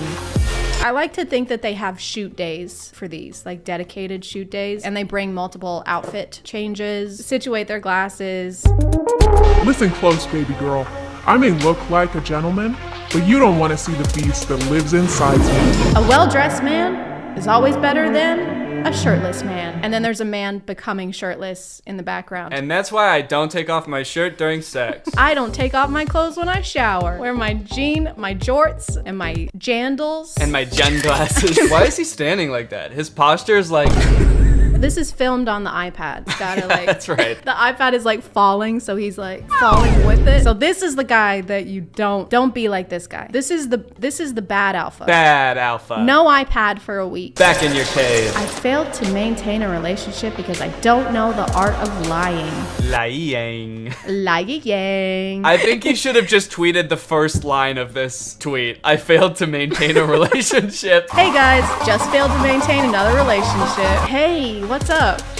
My standards, bye. I was hoping that he was gonna speed up at the end, because that would make more sense. My standards, bye. What? How did you get so fast? You must have bought a lot of crypto. You can flirt with my women. If she flirt back, she is now yours. Just letting you know, you can take my girlfriend away from me in the blink of an eye. If she even speaks a single word to you, take her. That is how ownership works, because you know, women are, you can own them. Mm-hmm. She spent my entire jean outfit budget on other things. She spent all my Johnny on McDonald's. Girl, you are like a coin. Aw, valuable? Nope. Two-Face. The only time you're allowed to speak to your girlfriend is if you're gonna use some weird, like, pun joke to demean her. I'm gonna need you to film B-roll for all of these. Yeah, do you want me to do this one right now? Do you have a briefcase? Girl, you are like a coin. Aw, valuable? Nope. Two-Face. Oh, you wanna divorce me? Okay.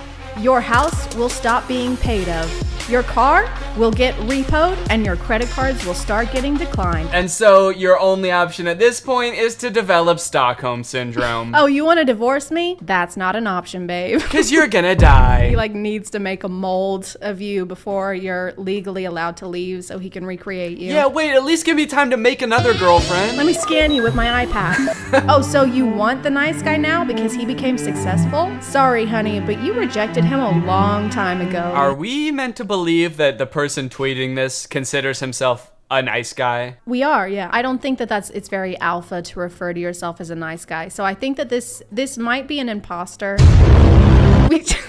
We should be wary. Who stole the alpha male's iPad? Emergency meeting. Who the fuck stole my iPad? Give it back. Going to a for love is like going to a library for workout. Why does he speed off in the background? Like, watch how he speeds off. I gotta go. I gotta take a shit. And I'm leaving. What are all these videos of guys just like looking into the camera and like buttoning one button of a tuxedo jacket? Nothing says like, I don't care about other people's validation quite like posting videos like this on social media. Do you guys like this outfit? Do you like this jert? My Joe tie? My Jotch. Jotch? Watch. Jean watch. I was thinking Jean crotch. My genus. My genitalia. My genitalia. Oh, this dude's got a Jean dick. Am I in a relationship? Nope. I'm single as a dollar and not looking for change. Oh my God. Okay, do that one. Yeah, I can do that. Yeah, do that one. Make sure you get the push-up where all of their limbs stop touching the ground at the same time. I'll do that. So go ahead and read what you were reading. Am I in a relationship? Nope. I'm single as a dollar and not looking for change.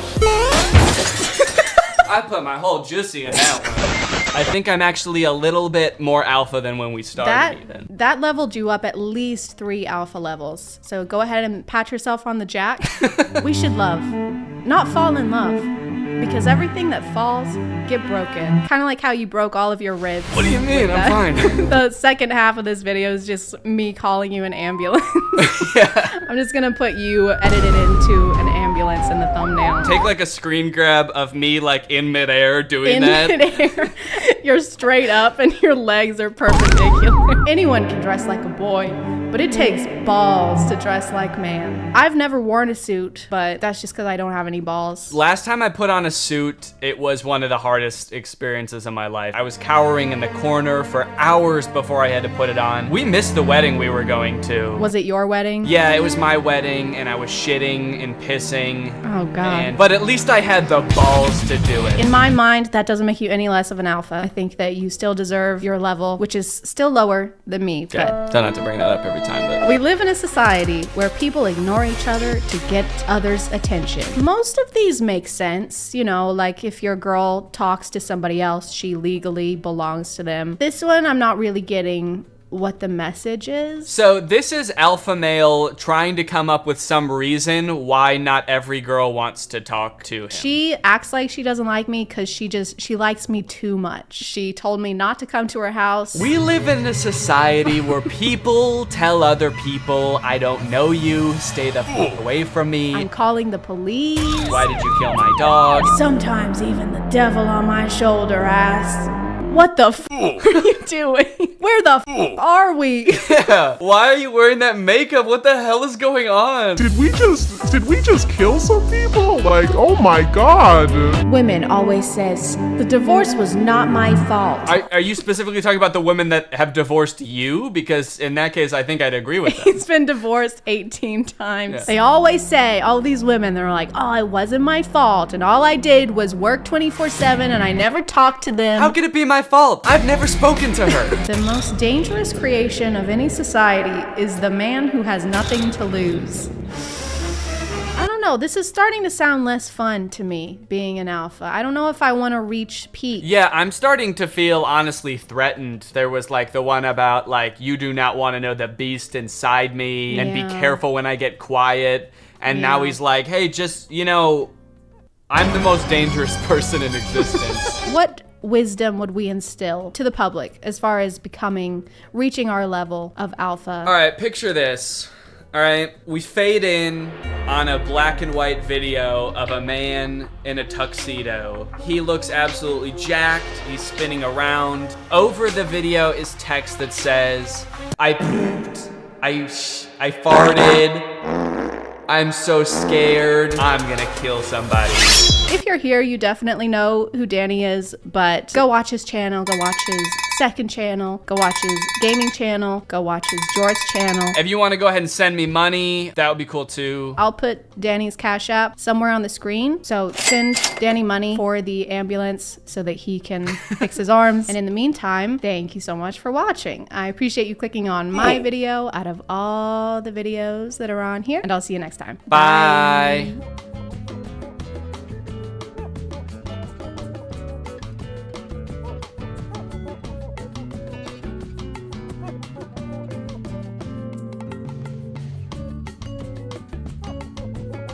Hey guys, I am stressed. So stressed that I haven't written a script for a video that's due in 5 days, but I still have to post a video in 5 days, so we're gonna do something right now. I don't know what it's gonna be, but it will be something. So have a seat, sit down, sit! I keep seeing this thing on TikTok, maybe you've seen it on Book Talk. It's usually a slideshow and it's kind of a preview of a book, and it says stuff like, when she hates her family, so she runs away into the woods and finds a cabin with a bear wolf man who has a bear wolf brother, and they both are romantically interested in her and turn a tree into a dildo and have their way with her. Have you guys seen stuff like that?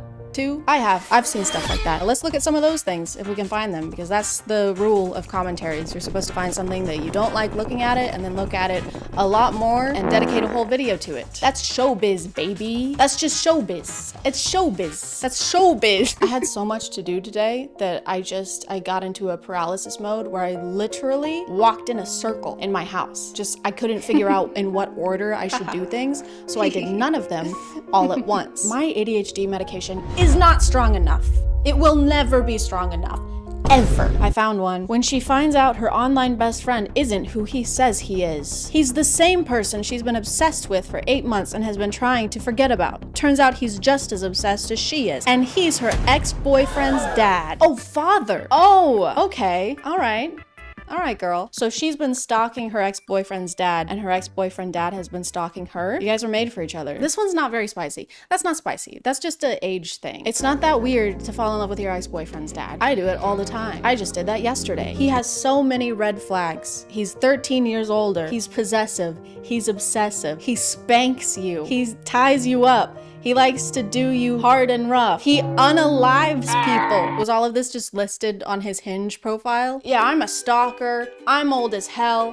I like to spank people, and I like to murder people. And if you're not into that stuff, don't call the cops, please. Just scroll. No need to be a snitch. I want to read the comments on this. Green flags. Well, are they really that red? He's killing people. That's pretty red. As far as red goes, that's about as red as you can get. The only thing worse than that would be, let me see.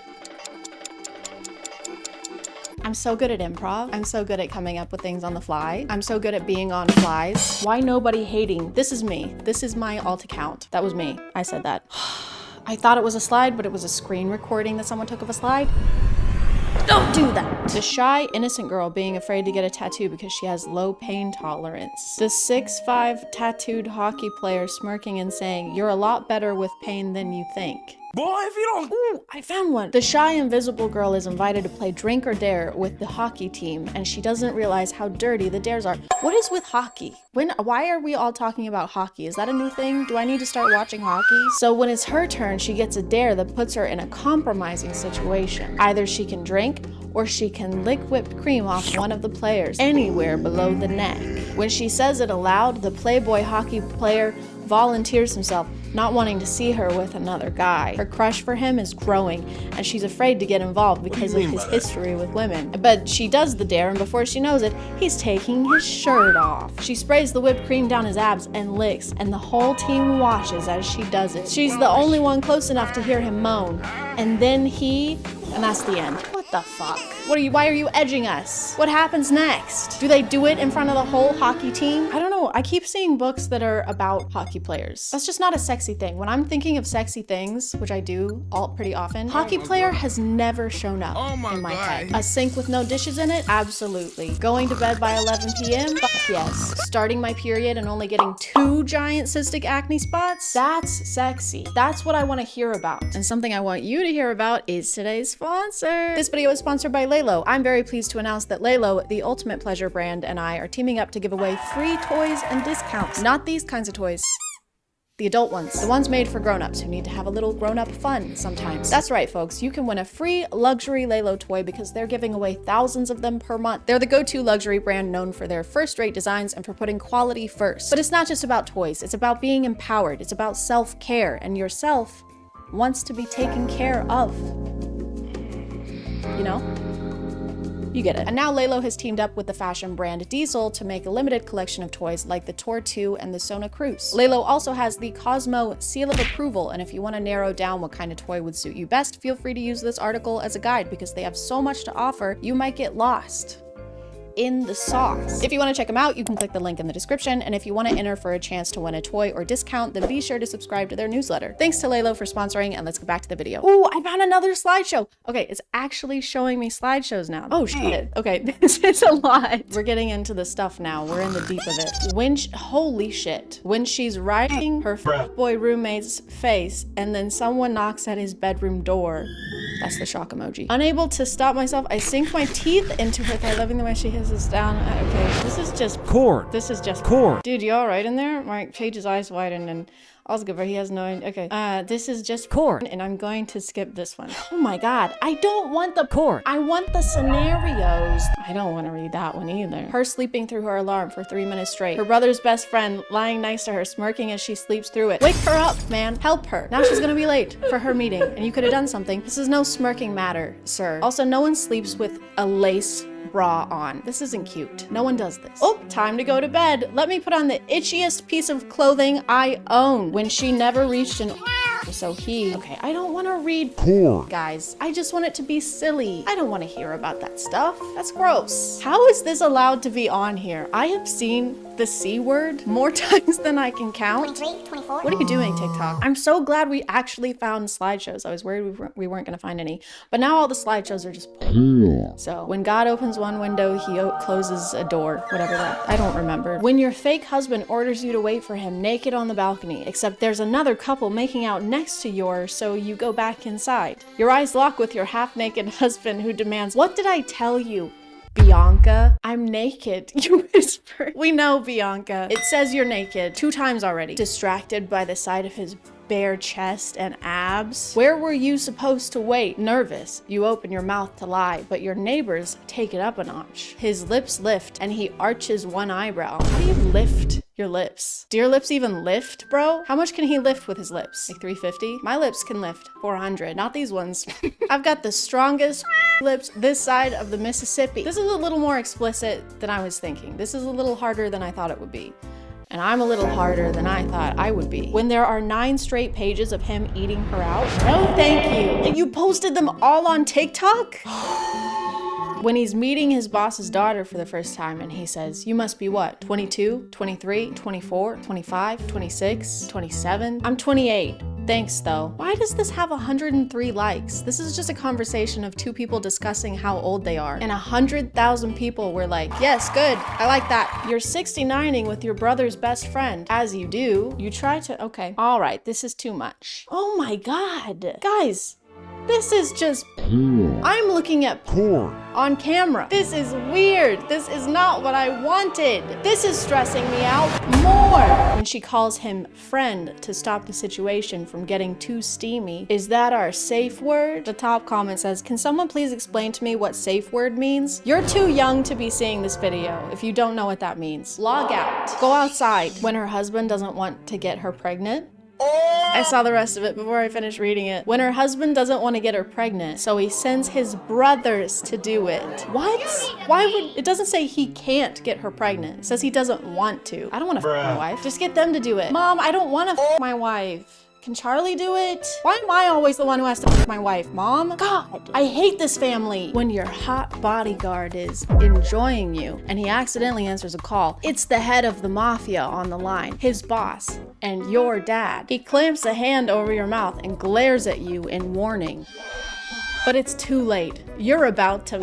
What does this mean? I'm about to flag? Oh my God, don't stop. I'm about to checkered flag. Busy. Talk later, he groans before he throws the phone. You just hung up on the boss of the mafia. I don't know much about the mafia, but I'm pretty sure you're not supposed to hang up on the guy who runs the mafia. Why did we romanticize the mafia in the first place? When no one ever sits next to him in meetings because they're scared they will get fired. Her pulling out the chair beside his and sitting in it.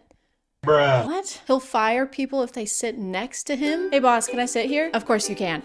And you're fired. I just don't understand. Oh, it's called grumpy romance. That explains it. He's just a little grumpy. He hasn't had a snack. We either have boring or hardcore core. There is no in between. That's it. That's all you get. Let's go. She's staying at her enemy's house because only he has an open room, but she decides to fix the place to make use of her time. But while she's fixing the shower, he walks in with nothing on. That's okay, and that's it.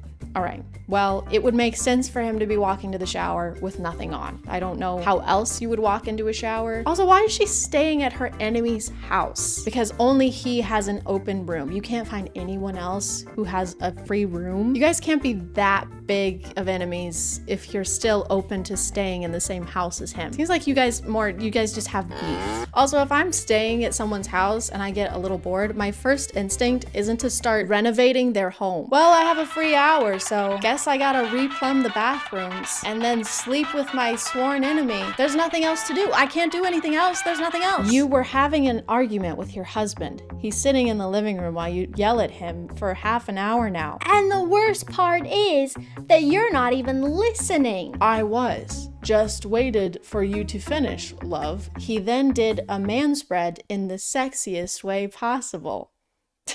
I'm all ears, babe.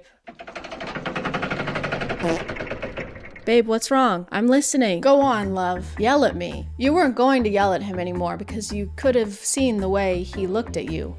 Okay. You could tell he was turned on. I mean, did you see how he manspreaded? He's turned on, for sure. I know you too well. Oh, love. Just thinking about you yelling at me while I do the most unholy things while you scream my name. The recommended search is manspread scenarios. Don't encourage them. We're trying to nip this in the bud. We're trying to get rid of this. We've been complaining about this and now you guys are sexualizing it? Cut it out. It's not sexy. Imagine you were in a Uber coming from a club with your friends.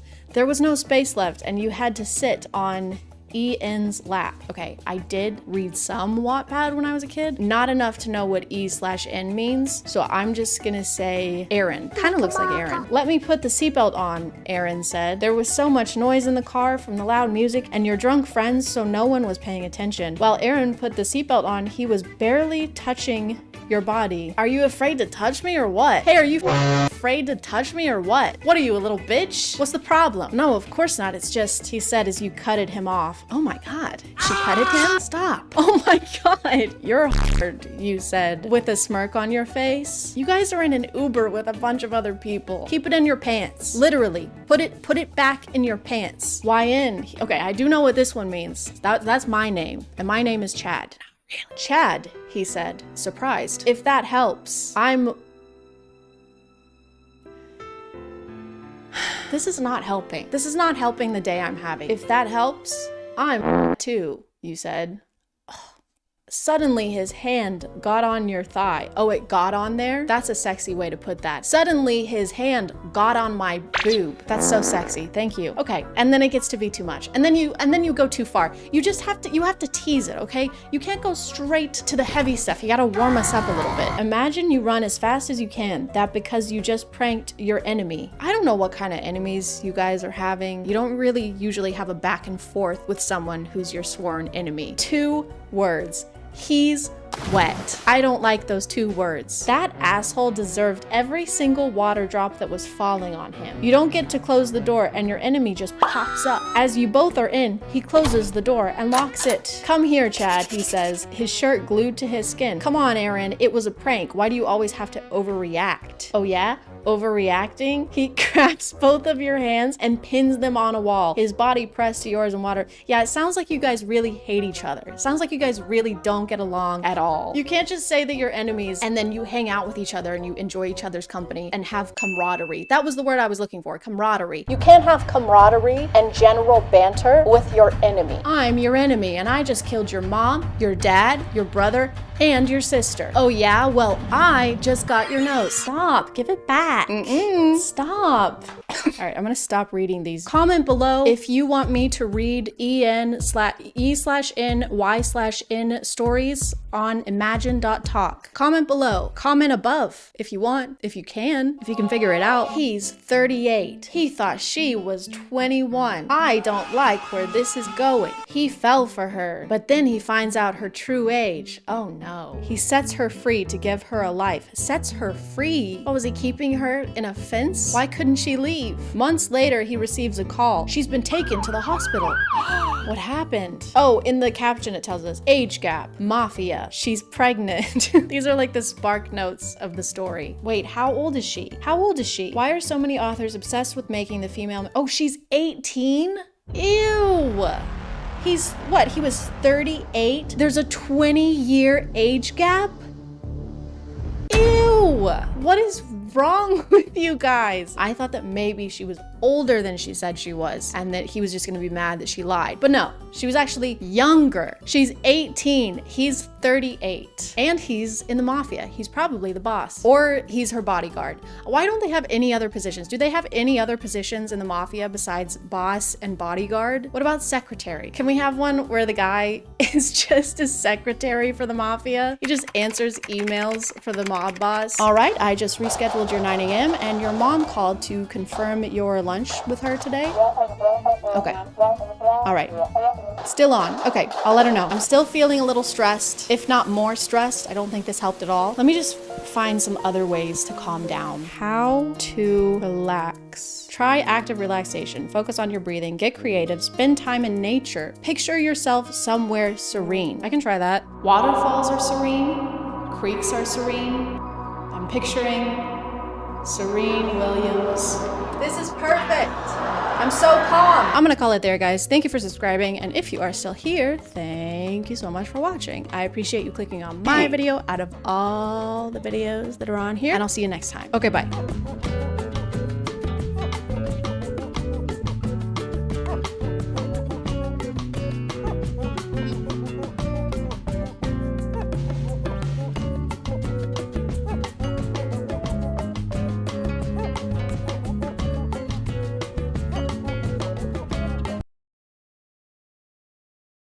There are many things in this world that we don't have enough of. Kindness, for example, and some common fucking sense for another. But more importantly, there is a concerning lack of Cinderella movie adaptations. There's just never enough of them. We've actually talked about a Cinderella movie on this channel before, a long, long time ago in a land far, far away. Get off my dad! And now we're gonna do it again because they keep making Cinderella movies again. I actually found this one on YouTube, but it isn't your typical Cinderella story because it's about Cinderella in the Caribbean. It's in a different place, so that makes it a different story, too. I was really drawn to the thumbnail because usually Cinderella involves magic and glamorous gowns. But the two characters here look like they just got out of Wednesday night youth group. So I guess the mice are out of a job. What are they gonna do, sew her a pair of capris while they listen to Britt Nicole? Or Brie Nicole? Our Cinderella in this version is named Ashlyn, not Cinderella, not Ella. There's actually no reference whatsoever to the name Cinderella, and if you thought there would be, that's crazy. Why would you think that? What's wrong with you? Ashlyn is a hardworking, full-time student who also interns at an elementary school and also works for an accountant in between classes, just in case you thought she wasn't working hard enough. I like that in order to communicate that she's a good person and a likable character, they have to make sure that she has no time for herself. Look at her! She works 24/7 and can barely afford to rent a studio apartment. This is how we all should be. I think her boss at the accounting firm is supposed to seem like a nice guy, but to me it seems like he's letting her do his whole job for him. Miller's taxes are done. Good. How are the Ramsey returns going? I just finished entering all the tax records they gave us. You are moving so quickly. I don't know how you do it with everything you're juggling, but you're leaving me in the dust. Oh. Ashlyn, can you do this entire tax return that I'm getting paid to do? You're just so much better at accounting than me. Me, the accountant. True to its source material, the movie does have an evil stepmother and she does wear purple eyeshadow. That's how you know a female character is evil, if she wears purple eyeshadow. She also might be Andrew Tate in disguise because she has a very visceral reaction to Ashlyn offering her non-sparkling water. Can I get you something to drink? Oh, something bottled and sparkling. I have tap water. Ew. Which would make sense since they're both known for treating girls like servants. Her stepmom is having a destination wedding and really wants Ashlyn to come, which is confusing because up until this point, her stepmom has apparently wanted nothing to do with her, but she refuses to take no for an answer. Do you know how much tuition costs? I have to work so I'm able to afford. What have I paid for your tuition? She's even willing to pay thousands and thousands of dollars in tuition so that her stepdaughter, who she hates, will come to her wedding. She explains that family is important to her fiance and that's why she wants Ashlyn to come so that she can meet him and his son, which actually explains nothing. That's not a good enough reason to take on a massive financial obligation. All of this could have been solved with a single FaceTime call, Miriam. That's the stepmom's name, Miriam. I forgot to say that. Ashlyn finally agrees to go, but only after her stepmom pulls the dead dad card. Wouldn't your father want you to do this for me? Wouldn't he want you to support our family? Come on, Ashlyn. Wouldn't your dead dad want you to come to my destination wedding? Wouldn't your dead, buried, and I can't stress this enough, deceased Papa wants you to drop everything in order to spend time with me, a person who doesn't treat you very well? When she gets to the Caribbean, Ashlyn finds out that her stepmom got first-class tickets for everyone except for her, and that they left her at the airport. This is Miriam Vanderbilt. Please leave me your information so I can return your call. Ciao. So her stepfamily is mean to her right out the gate. The airport gate. Just a little gate humor for you. Didn't want to gatekeep, wanted to gate give. You know something else that shouldn't be gate kept?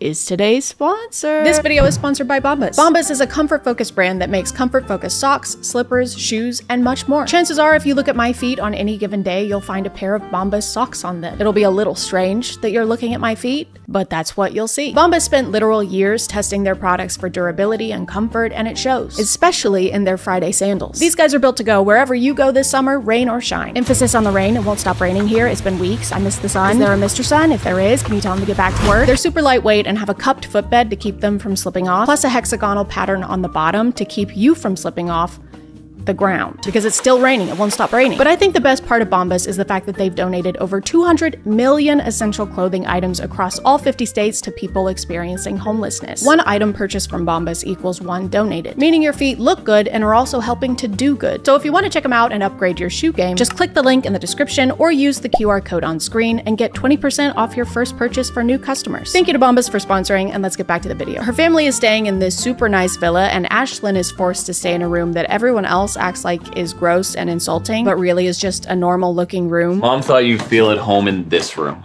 Thanks. Whoa, this room is cozy. Is it one of the housekeeper rooms? We meet her step siblings, Jerry and Fiona, and all you need to know about them is that they are stupid. They are very dumb and they don't know anything at all. I'm a sports statistician. You misspelled statistician. Whoops. They also immediately start treating her like she's a servant. Dinner will be ready soon and the table needs to be set. Get to it. Because this is a Cinderella movie and they need to stay true to that part of the story, I guess. Even though it doesn't really make sense because Ashlyn is an independent adult who doesn't live with them and has no reason to just do whatever they say. If anything, Ashlyn should be the one telling her stepfamily what to do because they needed her here badly enough to pay for her entire tuition. But asking Ashlyn to do chores is really the meanest thing they do consistently. You forgot the silverware. Oh, this won't do. Ashlyn, clean up the pool, will you? It's not like they're locking her in a room or anything, which again, when you consider that she's getting her entire tuition covered, that doesn't seem like that bad of a deal. Ugh, I can't believe I have to take out the trash like twice while I'm on vacation on a beautiful island in exchange for not having to take out student loans. God, I hate my life. We finally get to meet our Prince Charming, but instead of ruling a kingdom, he's ruling the grill. And when he and Ashlyn see each other for the first time, she's so starstruck that she completely forgets how to speak and how to hold a fork. Oh. Hi. Sorry, Hi. I'm Noah. Ashlyn. Welcome. And then he helps her set the table so they can eat their kebabs. Now that's what I call a meet cute. Jojo Siwa dance. What does Jojo Siwa dance mean? I wrote this script a while ago and I have no idea what this means. I don't even know a Jojo Siwa dance. That's not right. Jojo Siwa dance. Okay, I got it. Noah is a structural engineer and says that he likes it aside from all the math he has to do, and Ashlyn jokes that she too has a dislike for math. I would have avoided anything that involves too much math. Which would be a totally fine thing to say if she didn't actively work for an accountant. Oh, I work for an accountant. They explain this away by her essentially saying, yeah, it's a tax accountant though, so it's not like real math. It's a tax accountant. I mostly record numbers, data. It's nothing I really have to stew over. Girl, you're calculating and filing people's entire tax returns, and now you're admitting that you do it without using math? Hey, I just finished filing that tax return for the massive company. Oh, that's great, Ashlyn. Thank you so much. Sure thing. Here you go. Ashlyn, this is a drawing of a boomerang? Yes, you wanted a return. Ashlyn, we can't submit this. The deadline is tomorrow. Oh, come on. I'm sure Toys R Us Incorporated will be just fine. Bruce, the evil stepmother's fiance, even though she hasn't really done anything evil so far, she's been pretty chill, honestly. Her fiance wants to get to know everybody better, so they play a game where they have to guess information about another person. Favorite sport? Oh, that's a good one for you. Basketball. Baseball. Going with basketball too. Football. Football. That's it. I got it first. Of course, Ashlyn knows everything about her stepfamily because she's the good one, but her stepfamily knows nothing about her because they're the bad ones. At one point, they need to guess what her favorite hobby is, and no one has any idea. Painting. Cleaning. Reading? Crocheting. No, I don't know how to crochet. I thought I'd get it for sure. So Prince Noah decides to guess fishing. I know what mine would be, so I'll go with that for a shot in the dark. Fishing? And he gets it right? Yes, actually. Her hobby also happens to be fishing, even though she hasn't talked about fishing this entire time, or made any references to fishing, or hinted that she might be into fishing. Also, why would he guess his own hobby? Like, I know he just met her a couple hours ago, and he barely knows anything about her, but he does know that she's going to school to be a teacher, so why didn't he guess something like reading, or sending people to the principal's office? The evil stepsister Fiona is also into Noah, so she gets jealous of Ashlyn if he so much as glances in her direction. Fell in love with fly fishing, but it's hard to find the time. I know what you mean. Okay, moving on. So this movie is about two women who want to date a guy who's about to be their legal stepbrother.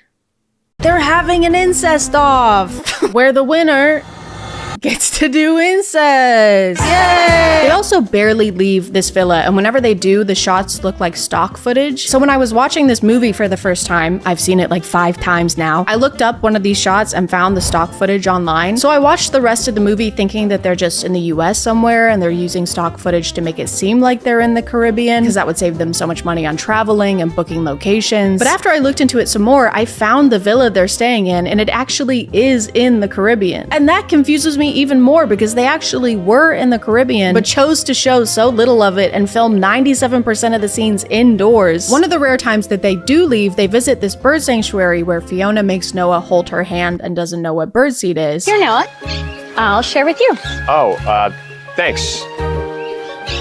Do you want to just hold it yourself, or? This is fine. What is this? Bird feed. What are these seed-looking seeds that we're feeding to the birds? Birdseed? Ew! They're only there for a couple minutes before heading back to the villa where the guys have this conversation. Any good games done? Football? Excellent. This sounds like an exchange between two aliens pretending to be human men, but neither of them know that the other one is an alien. Did you see the sports game last night? Yes. Sports. Excellent.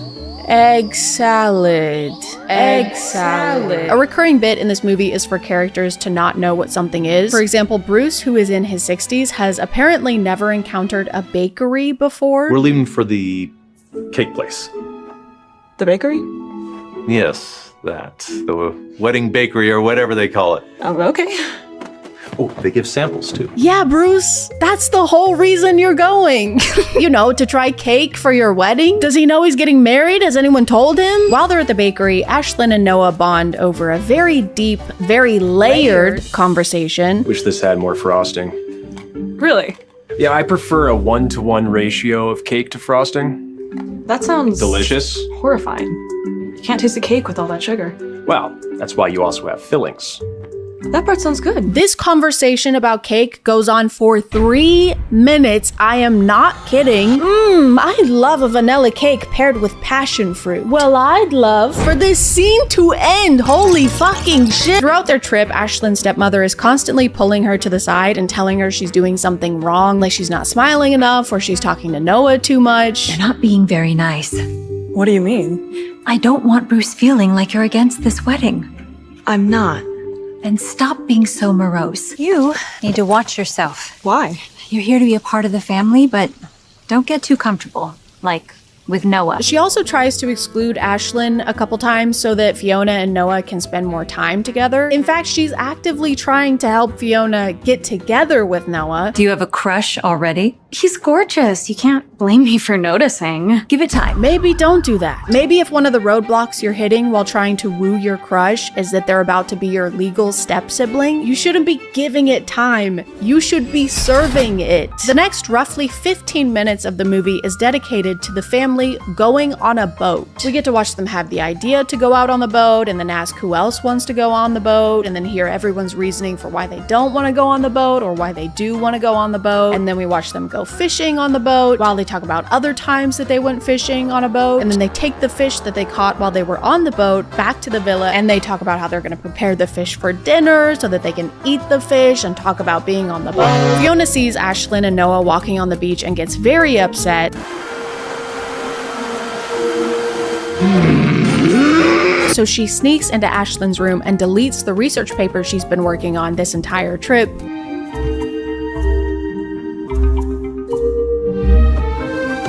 You know, so that she can do incest instead of Ashlyn doing incest. In order to rewrite her essay, Ashlyn has to stay home and we get to watch the rest of the family order dinner. Have we all had enough time to decide what to order? Yes, I think so. Please, start here with Miriam. I'm still debating. In that case, please start with Fiona and we'll have made up our minds by the time you get around the table. What are you getting? Not sure. You? I'm thinking a salad. I'm thinking of ending it all. Usually in Cinderella movies, Prince Charming's valiant act is to find Cinderella amidst a sea of women desperate to marry him. Despite all the odds, despite his face blindness, he finds his one true love. In this one though, he does something far more valiant and brave. He orders her a cup of soup. I think this is why they thought it was important to show the ordering in such detail. Guys, did you fucking see that? Look. Look at this right now. It's crawling! Oh my god! That was just crawling around! I think this is why they thought it was important to show the ordering in such detail, is to show how thoughtful it was of him to do this for her. And listen, I dated a guy who would pick his nose in the movie theater. So I'm no expert in high standards. But isn't this just a decent thing to do? This is something that a friend should do for you if you can't make it to dinner. Why is this the grand romantic gesture of the film? Unless you've got a glass slipper or $1 million hidden under there. Get that soup out of here, you bisque. Her evil stepbrother Jerry has a side plot where he has a gambling addiction, which is probably something they could have spent a little more time fleshing out if they just had any scenes that they could maybe trim down a little bit or trim down a lot or cut out completely. Jerry wants his mom to get Bruce to pay off his gambling debt. If we ask Bruce. When? Before the wedding, when he learns about your wasteful habit? Or after, when he'll feel like I lied to him? But she doesn't want to do that because she loves Bruce and doesn't want to use him for his money.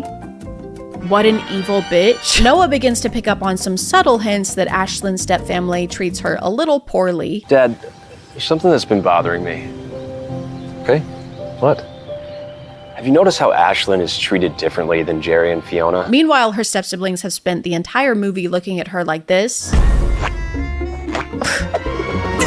Because of this and her stepbrother's attempt to get money from Bruce, the wedding gets called off. At this point in the movie, I'm expecting this to be your typical main conflict that's gonna get resolved within the last 5 minutes, and mostly everyone is gonna live happily ever after. However, I forgot that this movie hasn't made sense so far, so I don't know why I thought it would start to then. Vipers.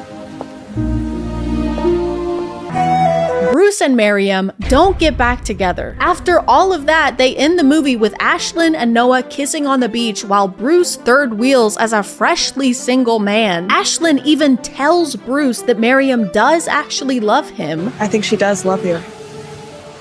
And Bruce still does not give a fuck. But without trust, I don't think love is enough. Bruce, when the woman he was deeply in love with yesterday tries to talk to him. Good night, Miriam.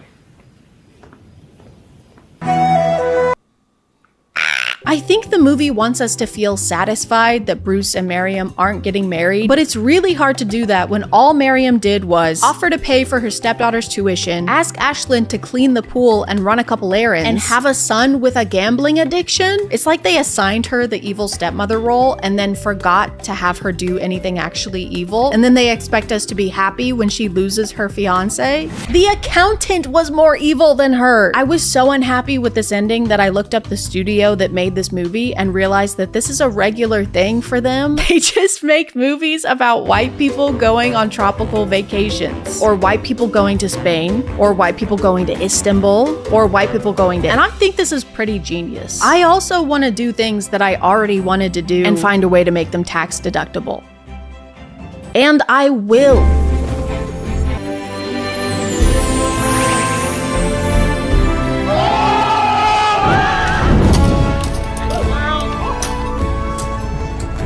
It's a tax write-off. It's a tax write-off. It's a tax write-off.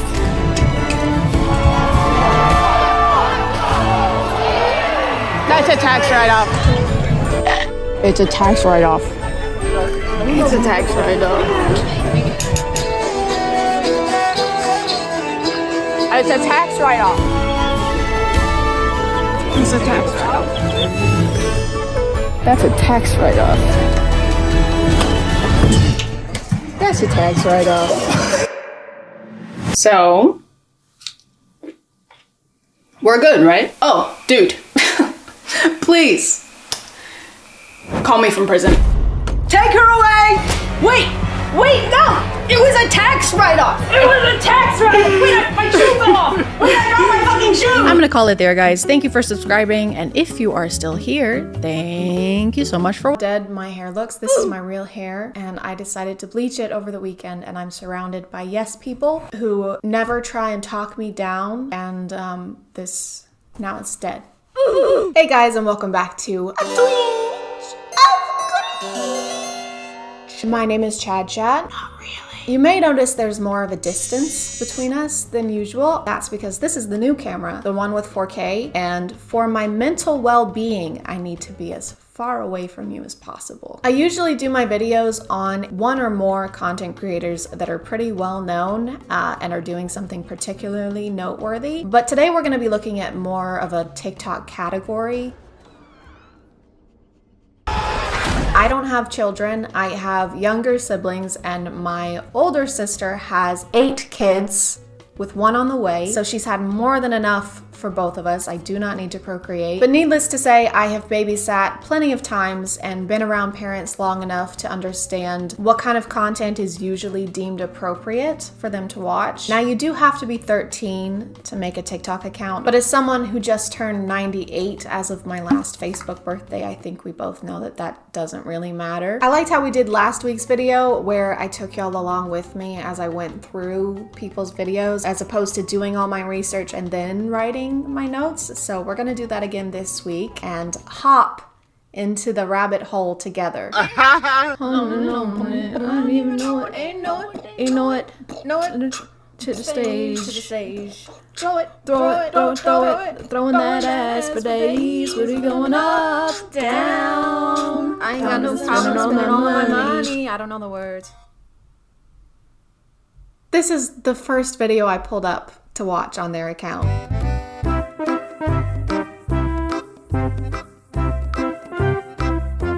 This page is called Tito Lizardo, and I just want to point out how unassuming it looks. The characters remind me of that app with the cat that had cameras in its eyes that was spying on people. I think it was Angela.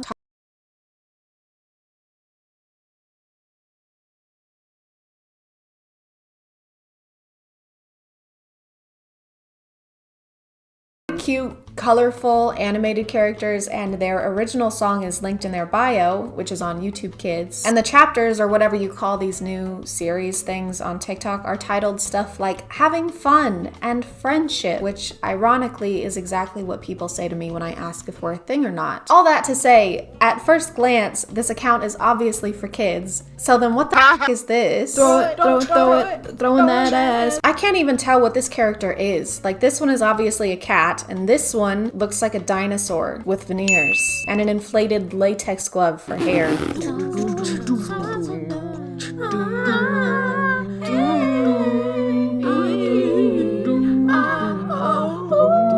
Do I know vowels? Do you know vowels? You're a cat. Why is there a smirk emoji here? Do you know vowels? And yes, that's my best attempt at a smirk. Hey, you come here often? You know vowels? Yeah, you do. What the fuck? My camera died here, and I only have one battery, so I ended up waiting for hours for it to recharge, and I ended up eating dinner and doing 3 loads of laundry because I have ADHD. It's hours later. Okay, so I went to their YouTube channel, and the music they released is in Spanish, so that might explain why they use the music that they use. But it doesn't really explain the animated ass groping between the two characters. You get the idea though. Their whole page is just them doing TikTok dances to popular sounds and using hashtags to make sure they reach their target audience. If you've seen one, you've seen them all, except you haven't seen them all. Thankfully. I probably have, because I have to screen record all these and scroll to the bottom of the page. Their page led me to this one, which is mostly a toy review channel, except almost every video is an ad read. See this fun video? Well, what if I told you we could make it better with the Funimate app? Actually, they're not ad reads. You know how in toy commercials or websites targeted towards kids, they'll have some kind of disclaimer like ask a parent for help, or make sure to have a parent or a legal guardian around when downloading this app or going to this website.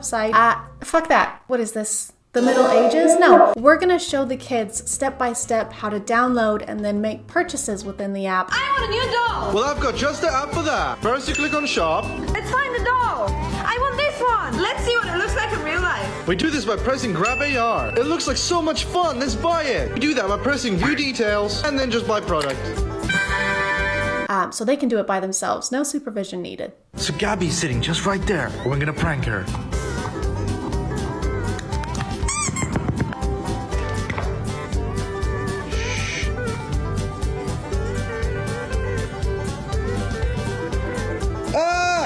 Oh my god, are those string lights? You couldn't like throw them at her. You have to incorporate them in a way that makes them scary because they're not exactly menacing on their own. Like, who's gonna react to LED lights just laying on the floor like this? So it's a 2-bed, 2-bath. The roof was just redone. I think it would fit your family perfect. It seems perfect. How quickly can we close? Oh, soon, very soon. Just one tiny thing I have to disclose. The previous owner did die in the house.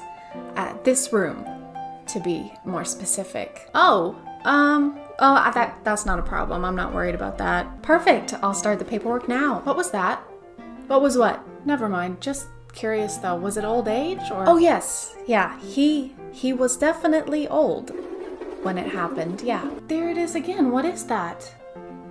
Anyway, so I'll get that offer in tonight and I'll talk to you. What? Where are you going? Oh no, I just have another appointment to get to, but I will see you tomorrow.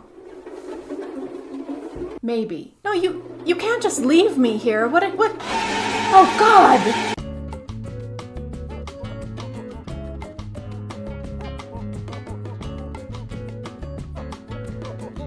It's time to prank my girlfriend with a legendary poo prank with not one, but 2 poos! So, all we need for this is 2 of these disgusting poos, some barbecue sauce, and let's not forget about the toilet. We'll start by placing the first poo on the toilet because we didn't make it. Then the second poo is gonna go up in this door. To make it extra realistic, we have to put barbecue sauce everywhere. Yeah, it was really important to put the barbecue sauce on there. They didn't look gross enough on their own. Oh my God, he smudges it everywhere. What is it with TikTokers and putting disgusting shit on toilets? In this case, literally. Now we just leave a disgusting handprint. It's ready. Now let's call her in. Gabby, come here. I didn't make it to the toilet. What is this? It's here as well. This is bad. I'm definitely putting a warning on this one. I should have put a warning on my last video with the toilet TikTok, but I didn't think to, I'm sorry. Definitely gonna put one on here though, because this actually made me nauseous. This is just so much worse, in my opinion. Gabby, come here. I didn't make it to the toilet. This is a pointless critique, but who comes running like this to the words, "Babe, I didn't make it to the toilet"? And what do you want me to do about it? You're on your own. I'm not going in there. I might throw cleaning supplies at you from across the room before I leave, but that's only if I'm feeling generous that day. Oh, no. This laugh sound from TikTok, this one, Oh, no. triggers my fight or flight response. Every time I hear it, my entire body winces in emotional pain. You can always tell how unfunny a TikTok is gonna be when you hear this sound. So my girlfriend's been really sad lately, and I wanted to do something extraordinary for her, and it's right behind this door. But before I show you what's behind the door, let's go get her so we can see what's behind the door together. And so I grabbed her hand and led her to the stairway up to the door. All she had to do was climb. Gabby, be careful! There's LED lights on the stairs. No wonder she's been sad. She lives in constant terror. Across the hallway, and there she was, right in front of the door.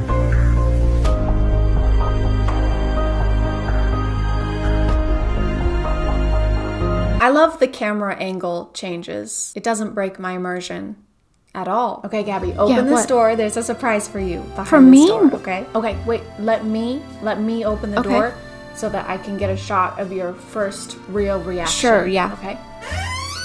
I just saw everything in there. What do you mean? I mean, I just saw everything in the surprise. I just saw the surprise. Yeah, Gabby, you help me set it up. Now get in there and act like our relationship was perfect for clout. It's just strange to me how literally anyone can up and decide they want to make content for kids online. Most of the people I make my videos on do have a younger audience, but these people are actually marketing themselves exclusively to children. Like, they aren't making content that can be argued that it's for any other audience. What is she doing? Gabby, what are you doing? Just listen to some music. Which headphones are you using to listen to the music? These ones. The white ones? Try the black ones. They're magical and they change your voice.